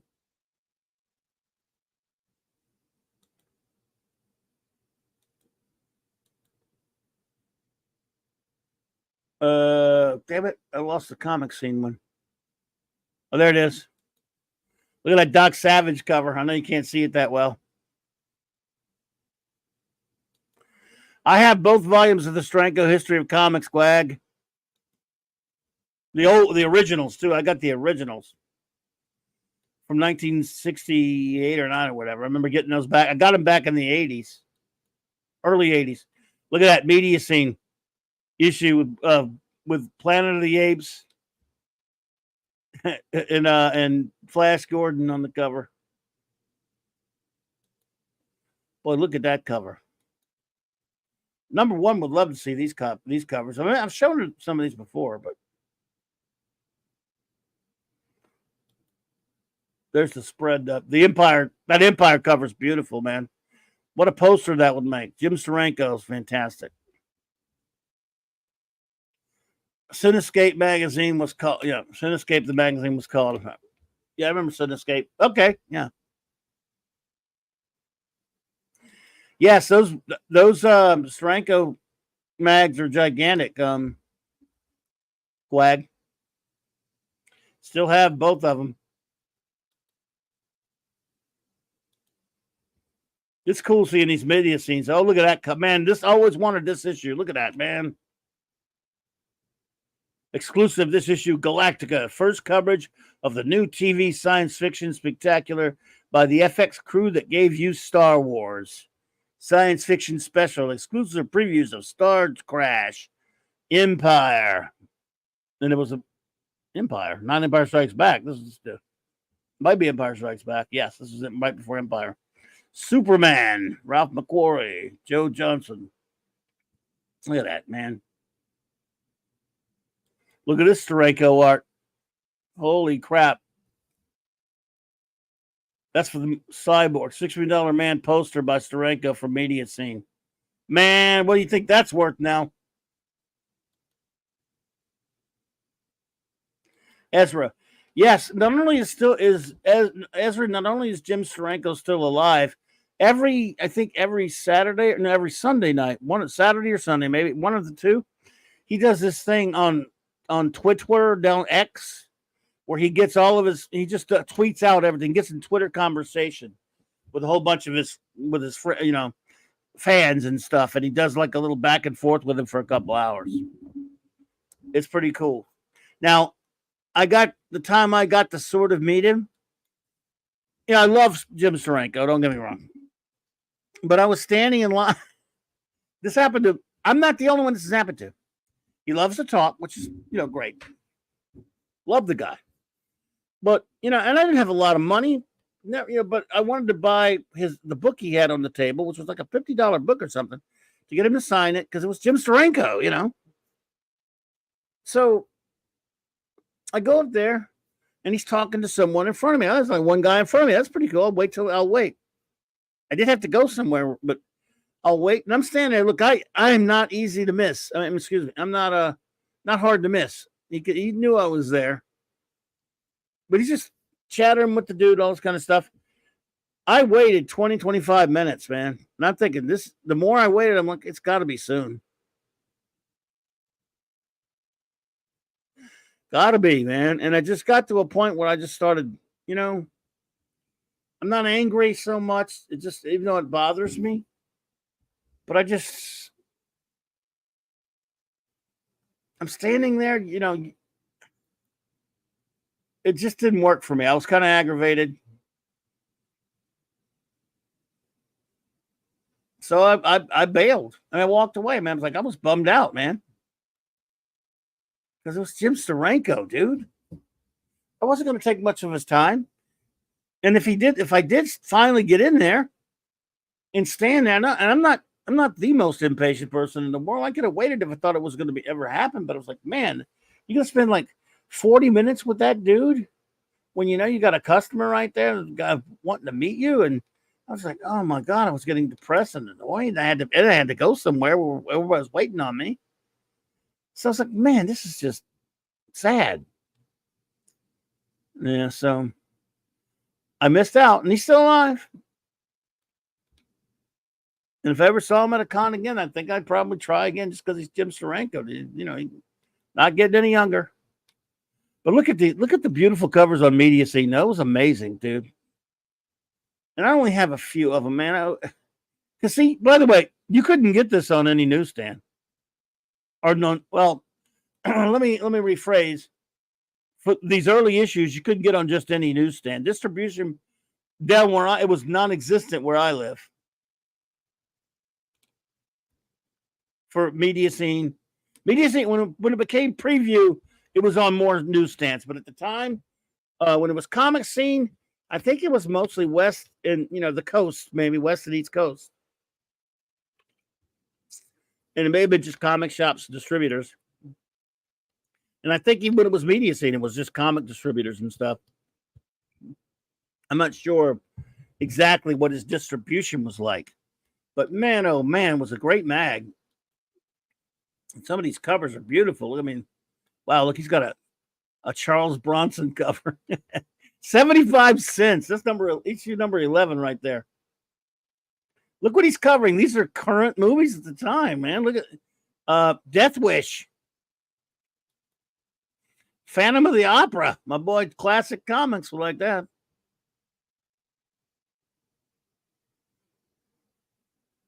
I love this. This is an issue, another one I wanted. I tried to find it forever. I think I saw it really expensive one time in back in the 80s and didn't buy it at some con. Because these aren't cheap. God knows what they're going for now. Putin, yes, we stopped talking about Lucas. You're safe. I'm sorry if you got triggered about people talking about Lucas. It wasn't my idea. I just answered the question, and my apologies. So sorry. Anyway, there's more of that wonderful Empire cover he did. There's the basic cover right there, the front of it. Look at this one here, man. This was from inside of a mag. Look at this Steranko Star Trek. That's rare. Good Lord. You said, I just think you are wrong. The guy is worth $7 billion. What does that have to do with anything, what he's worth? Who said he wasn't, have a lot of money? Did I say he had no money? Grim, there you go. So I don't know what you make. No, that's not an argument, Putin, to say I'm wrong about what I said because he has a lot of money. Oh, well, whatever, dude. It doesn't even make any sense. I mean, but I'm not going to have the argument. I mean, that's not. I just answered the question. We talked about it. I gave my honest opinions on it, and I'm probably wrong, Putin. But if you're going to say, see, here's the thing. You can say I disagree with you. If you say somebody's wrong, you need to back it up, not just like, you're wrong because the guy has a lot of money. Well, no shit, he has a lot of money. That's not an intelligent argument, and I'm disappointed in you, to be honest. But that's okay. But it's all right. It's all right. Mark Zuckerberg is rich, but I wouldn't call him talented. Yeah. That's right. I was just saying that Lucas is not that great a filmmaker. And he makes a lot of really bad decisions. He made the good ones, too. Okay. Bad decisions. Let's see. As a filmmaker, he doesn't make very good decisions like the movies he makes. But he has a lot of money. I mean, yeah, so he wins. But believe me, he wins every time. All I have to say is ILM and the merchandising deal he made with Star. Well, so I'm not sure what that means. That means he's beyond criticism, Putin's cat. All right, I'm declaring it now, everyone. You cannot criticize anybody that made all that money. Fair enough.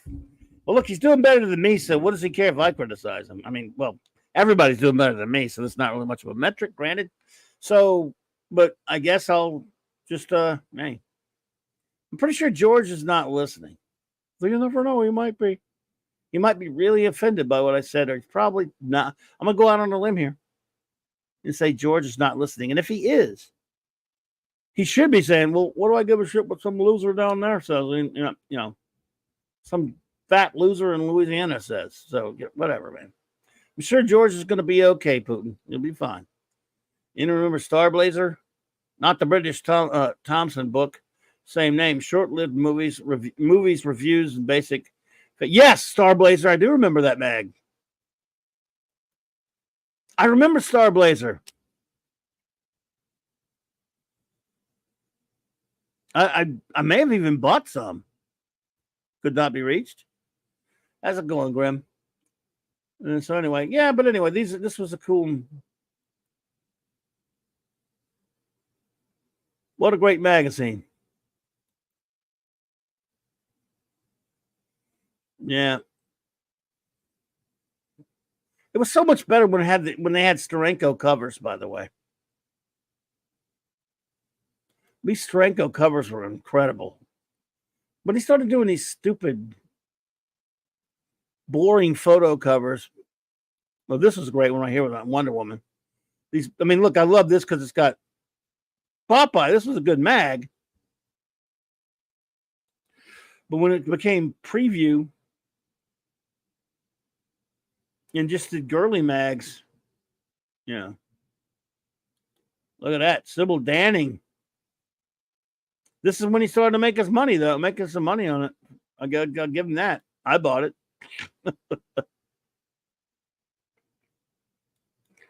Anybody remember Sybil?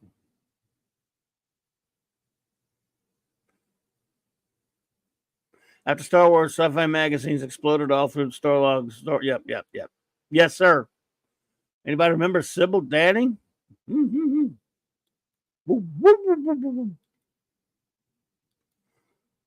Good episode. I have a few issues of Star Blazer. It's Terminator 2 and Indy 2 speculations, female Terminator and Indiana Jones and hell. I think I bought some Star Blazer, but don't quote me on that. I think I did. Godfather. Look at the new movies at the box office in this issue of Media Scene. Godfather Part 2, the Lenny Bruce movie. James Bond is back in The Man with the Golden Gun. I love this Wonder Woman cover. By the way, this is when it was a folding newspaper format type thing. It was newspaper paper. So it's tough to find. He's in great shape, but I have a couple of them like that. I might have this one. I can't remember. It's been so old I have to check, but when it was like a foldy, newspaper tabloid at first before it became a slicker magazine. Yes, only I'd buy that for $1. Oh, Ezra remembers Sybil. Who doesn't remember Sybil? Hubba hubba. Especially in Battle Beyond the Stars. Oh my goodness. Oh my goodness gracious alive. She was something. Sybil was a choice for female Terminator and Star Blazer. Oh, really? Well, she could have pulled it off. Sorry, not sorry. Oh boy. Yes. Well, it was they covered comics a lot in this mag at that point. So yeah, it was just as big a comics coverage mag. That's what it started out as when it was comic scene. So yeah. Love that Buck Rogers cover. Man, I want that one. I'm afraid to find out what these are even worth. Because it won't be cheap. That's for dang sure. Oh, boy. Oh, what's that one there? One more. We'll look at another one, and we'll get out of here in a minute. What was I looking for? Oh, wrong one.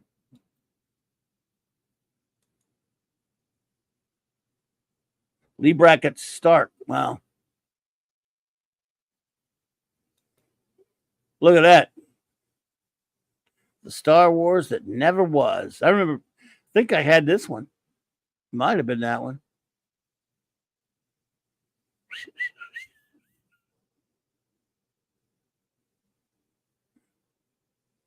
So cool. So cool. Well, anyone I'm taking final questions. There was also Comic Scene. Yeah, that was the Starlog bag spinoff, which was put out by the same company as Starlog. It was. Hey, RT and Z, good to see you. Love those Ralph McQuarrie concept paintings. Oh my God, yes. You know, one of my prized possessions is the Ralph McQuarrie Empire Strikes Back portfolio, which I've had ever since it came out in 1980. I think it was given to me as a birthday present, if I remember right. And it survived hurricanes and floods and all that stuff. It even got a little condensation on it. It kind of warped it a little bit, but still in decent enough shape. But man, oh man, I've never hung it up or anything like I should have. It's gorgeous though. It's big. It's a big, long ass, big, and it's seen some times. It's seen some action, but I still have it. I don't have the Star Wars one, which I think they also did once. A big, big thing now. But I love it. It's mine. That thing's like 2 feet long or whatever. And of course, it's beautiful. It's got beautiful plates, maybe like, I don't know, 10, 15 plates or something. I can't remember exactly how. I say plates, they're paper, of course, but it's, yeah. Ezra says, Clobby, I have heard rumors that Jodie Whittaker might return to Doctor Who. Couldn't get any worse if she does. It's not really Doctor Who anymore. It really will never be again.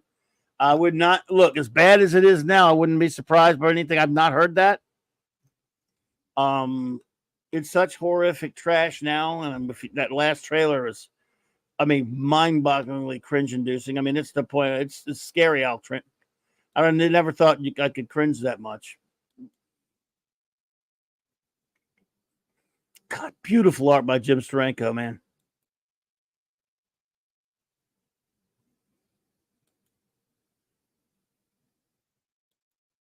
Let's take one last look at some Steranko art right here that was in this previews.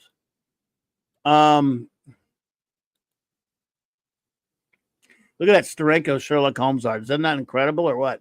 Oliver Belamonte, hey there. Says, it is more like Doctor Who with Dr. Y. Yes, says Guagnar. Yes. Oliver, hello there. Good to see you. He says, Clobby, a Popeye reboot film is in the works. I've heard that. Yet I loved the original 1980 Popeye film starring Robin Williams and Shelley Duvall. It was an interesting film, wasn't it? I like it as well. I don't see the point. That original film by Robert Altman the Robin Williams movie was really out there. A lot of it was, I think it was co-written maybe by Jules Pfeiffer. I think some of it was kind of closer to E.C. Segar's original comic strip Thimble Theater, which Popeye came from that strip. He wasn't in that strip at first. And then it went on. It started out kind of like that. Then it went into kind of be sort of like the cartoons that later changed Popeye quite a bit. But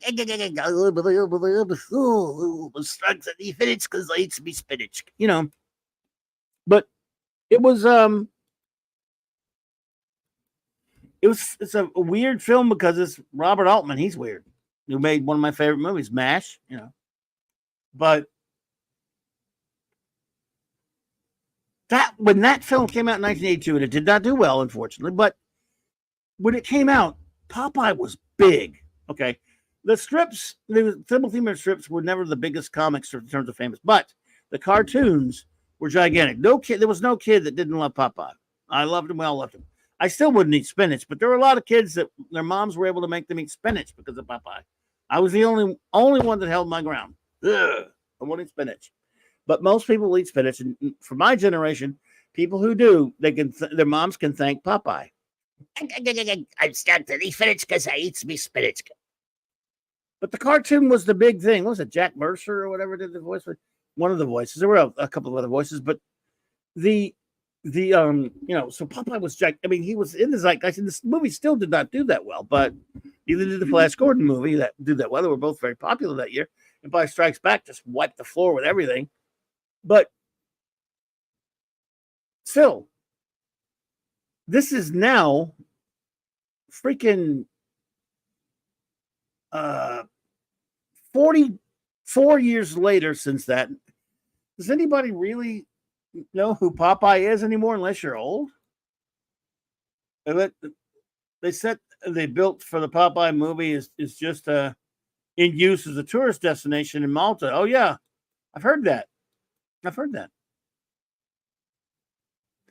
Sonley says, I ate a shitload of spinach to try to get strong after seeing that movie. I didn't get strong, and I got sick of spinach. Yeah, I like spinach on its own, not as a salad or omelet, says or other things, says Larry. Larry Strong says he spinach because he eats his spinach. So, Putin, yeah, they were on acid. All right, so I don't see why they're. I mean, how many kids today know Popeye is? I mean, I know I'm not talking about the fried chicken either. I mean, I'm not saying there aren't any I think they've tried a comic recently. I mean, maybe are there Popeye cartoons being made that much these days? Maybe I'm just missing them. I mean, I don't watch TV anymore, but just weighing in on Sherlock Holmes for me, Jeremy Brett is the definitive Holmes. His series in the 80s was brilliant, says RRT and Z. I must concur. He was fantastic. Yeah, I love him. I mean, I do love some of the other actors that have played him because I grew up loving the Basil Rathbone films, as crazy as that is. But I've loved some of the other guys. But yes, Jay Goodwin, welcome. I haven't seen you here before, have I? But anyway, welcome. And I like that Ming the Merciless there. Popeye wasn't even relevant when the 19 movie was made. You know, I can't entirely agree with that, Jay, because he was still, they weren't making, you're right in the sense they probably weren't making any new cartoons, but those cartoons were still running over and over again in the afternoon and stuff. But he was far more relevant then. That was 44 years ago.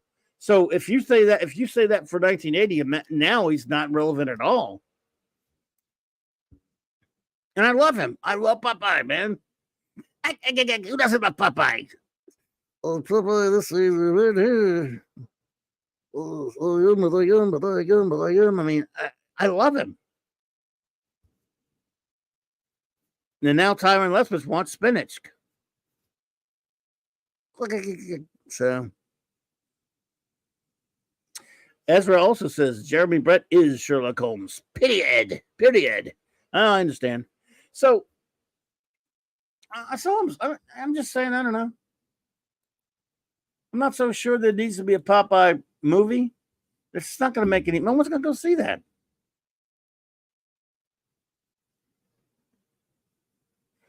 Putin says Popeye, the movie, is not the worst movie ever made. Well, I agree. It's not the worst movie ever made. No, by far. Yeah. I mean, if it's good, if it's any good, I mean, and there's another thing, live action Popeye. Say what you want about that film. Some have criticized it, some like it, as we see here in the chat. I like it, but so let's go to another. How do you replace Robin Williams as live action Popeye? Jay says, been here a few times and we shared a panel on Mr. Brown's. Oh, okay, Jay. Well, good to see you, Jay. Thanks for popping in. I appreciate that. Yeah, I'm old with a crappy memory, but I do appreciate it. It's great to see you. So, I don't know. Do we really? I mean, is someone going to be able to play Popeye? Like, are you close to Robin Williams level? I'm just saying. I'm not trying to be that. Yes, I am trying to be that guy because I can't stand remakes anyway. But it's not necessarily. It's not really a remake when it's based on other material like comics and whatever. But let's face it, Popeye cartoons were the most famous and successful. Cartoons were the most famous realm Popeye had. The old Thimble Theater strips were great, and there were Popeye comic strips for years. Yes, later when he became kind of took over that strip a little bit. But was he as prominent a comic strip character as a Prince Valiant or a Flash Gordon or something? Not quite, but he was huge in cartoons. He was up there with the Bugs Bunnies and the Daffy Ducks and all that stuff. I mean, he was pretty big cartoon when we were kids. We all loved him. It'll be a love story with Popeye and Pluto. Yes. So that Russian arm wrestler kid with the huge forearm, says Stephen Mack. Play Popeye, huh? Yeah. Well, thank you, Don. It's good to see you there, buddy. Don Ranger Power. So, was Popeye and Betty Boop cartoons first? I don't remember being in any Betty Boop cartoons first. I think that first or one of those first Popeye cartoons. I don't know if it was his first one. I can't remember now, but I've watched one good number of years back, 2 years back, and one of the early color ones that he did from like 41, 2, somewhere up in there. It's bloody brilliant. It's the animation. It's just beyond belief great. Yeah, the Fleischer cartoons were the best. I agree. Could not. This was one of the Fleischer cartoons. Incredible. Yeah. So love it.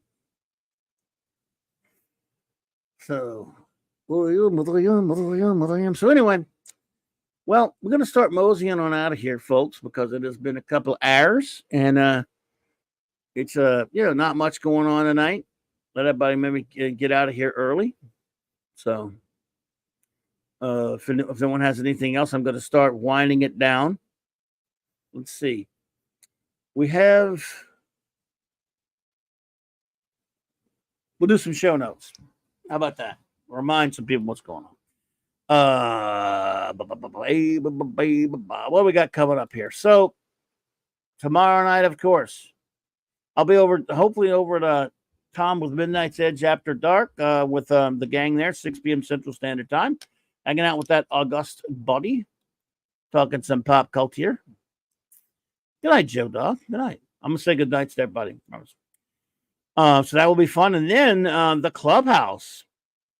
Then on the Clubhouse with the wonderful Commander R.M. Briggs and the great Chief Engineer Monica D with a C. We'll have our Blake 7 episode review, the episode Killer from season 2. I believe it's episode 7, season 2. Don't quote me on that. Anyway, episode Killer. And then we're going to review the second Darren McGavin Kolchak TV film, the telefilm now, The Night Strangler. We reviewed the first one last week, which was The Night Stalker. The Night Strangler. Then after that, the week after that, we're going to start the series Kolchak, The Night Stalker. So looking forward to that. Great show. Great stuff. Yeah, Adrian James episode is called Killer. Second season of Blake 7. So, and then Friday night's a great night for Daredevil on J-Man's channel. Fearless Fridays end. This will be the last Fearless Friday, meaning, of course, the last of our coverage of Frank Miller's run on the character Daredevil from the 80s into the 90s, of course, with the ultimate, the final installment that is, of course, the Daredevil Man Without Fear miniseries from 1993, I believe it was, by Frank Miller, John Romita Jr., and Al Williamson. We'll review that, J-Man and Sean and myself on J-Man's channel at 7 p.m. Eastern.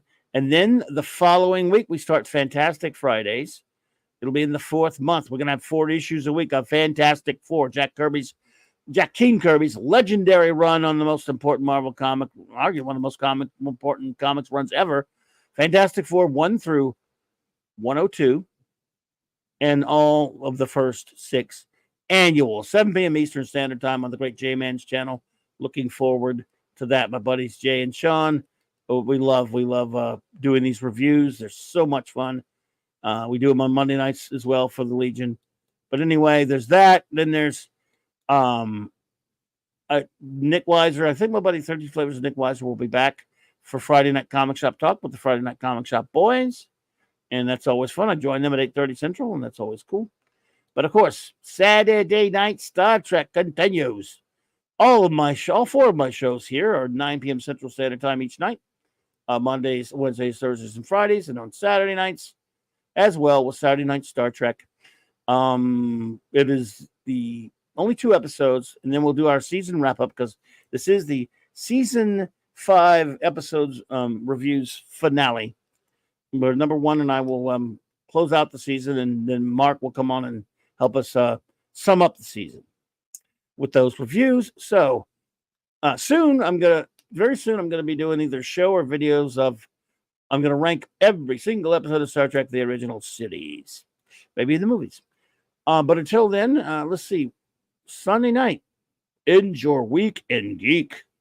Geek out with us on Sunday Night Geekery with the great Mark D with the C's channel. 10 p.m. Eastern Standard Time, where we hang out, just have a little bit of fun. And then we do some eatery, of course, but it's always cool. And then Mondays, I'll be back. We're back in the saddle with J-Man's channel, 6 p.m. Central, 7 Eastern, for our reviews, continued reviews of the Legion of Superheroes Silver through the Bronze Age, 1958 through 1989. We're only in 1969 right now, so we've got a long way to go. We've been going on for a long time. We're going to review every single issue, every single appearance of my beloved Legion of Superheroes in chronological order. Again, on J-Man's channel, J-Man, Sean, and myself, when we're having a blast doing that 3 Mondays out of the month.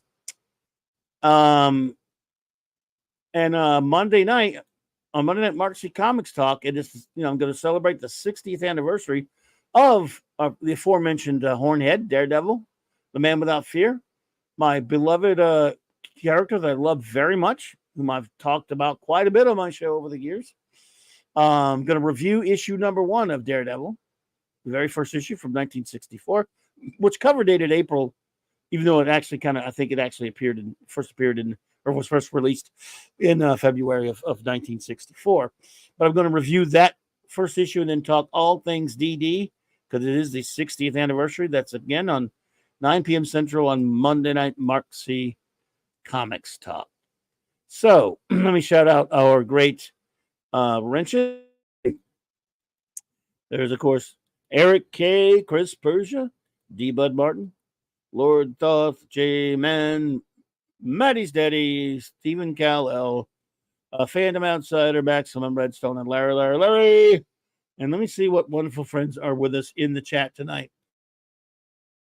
I want to thank you all for being here. Anyone who is lurking out there, thank you. It is much appreciated. Thank you for lurking. Really, thank you so much. It's good to have you, and I appreciate it. Also, if you're watching on a download or a rewatch, thank you so much. RR said, I'm sorry, RR, I missed that when I was doing business.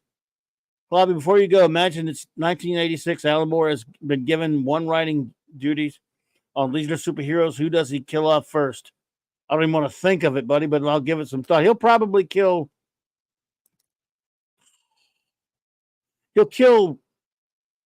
Brainiac 5. I don't know who he'd kill, man, but he would kill somebody. You're right about that. Don says, Times, thank you, Club, and all. Okay, thank you. Oh, and go Mariners, go Rangers. You have a lot of teams, don't you, buddy? Thank you, Son Lee. All right, so listen anyway. Alvin de Bellamonte, thank you for being here tonight. Son Lee, thank you. Don Ranger Powers. Thank you, buddy. Could not be reached for further comment. Thank you for being here, man. I appreciate that. Ezra Goldstein, thank you for being here. Shalom, my friend. Stephen Mack, thank you for being here. Appreciate it. Wes Cagle, what's up, buddy? Good to see you, and thank you for being here.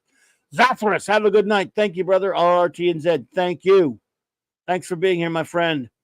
Guagnar, thanks, buddy. Larry. RRT and Z, I already said you guys, but I said you again because you're great guys. Jay Goodwin, thank you for being here.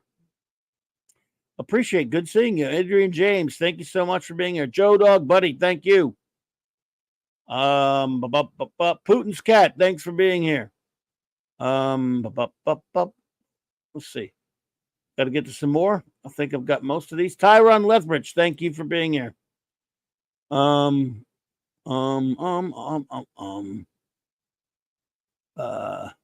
Cripes. Let's see. Hang on. Grim was here. Thank you, Grim, for being here tonight. Takes me a while to get to someone I hadn't already shouted out, folks, so I have to make noises until I get to them. I'm sorry. Thanking everyone for being here tonight.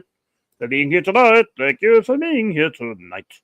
Idiotic and annoying, I know. Sorry, everybody. David Glenn, thank you for being here tonight. Appreciate you. I like to get everybody to shout out, just the way I roll. Not every night. Sometimes we don't get a chance to do it, but ending early tonight, so I thought I would do it. I have to cut back on it sometimes because we get done so late, you know. Let's say Zath. I already said Zath. Yeah, Zath, you've been shouted, buddy. You're good to go.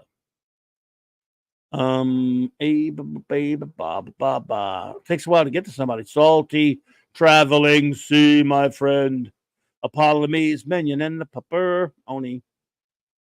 All right. Penny was here. Love you, Penny. Susan Eckstein, by the way, was here. Dave Rayborn, my cousin. What's up, cuz? Thanks for being here, brother. Stephen Casaboom. Steve Casaboom, thank you so much for being here. Appreciate you. Ravenscroft, my friend. See you tomorrow night, I hope. I think some people have already left, but I'm shout them out anyway. Cinema Gulp, thank you for being here. Let's see. The great Tex, 1701 Tex to be precise. Appreciate you, buddy. Almost there. I think I may have gotten most people, but you never know. Could be somebody still there that I haven't gotten yet. It happens. Let's see. Gonna get you all. Gonna catch them all.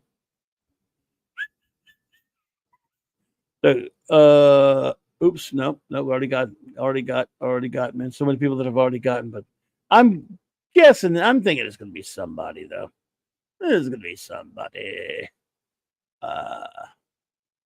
Brogu from my old hometown, buddy.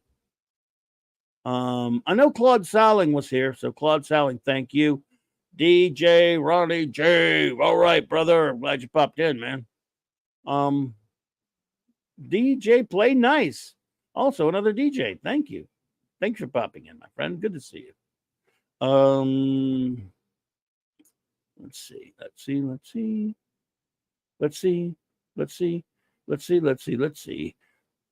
Picasso, you're my kind of town. Claude Sally, FKH.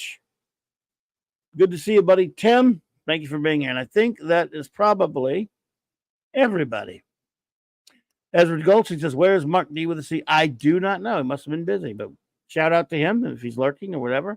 He's a good friend of the show. Hopefully we'll see him tomorrow night. So thank you all for being here with me tonight. Let us play out of here. Good night, everyone. Have an extraordinary night and a great remainder of your week. And see you on the streams. Clobberin, clobberers.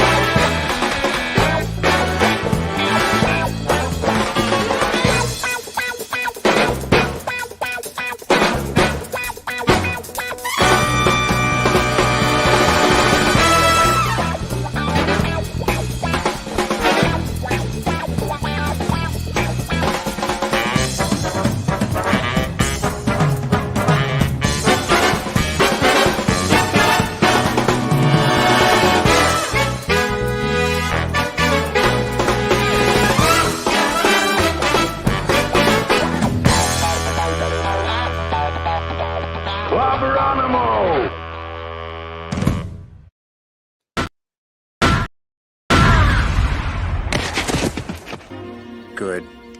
Bad. I'm the guy with the gun. The word is given. I just love clobbering time.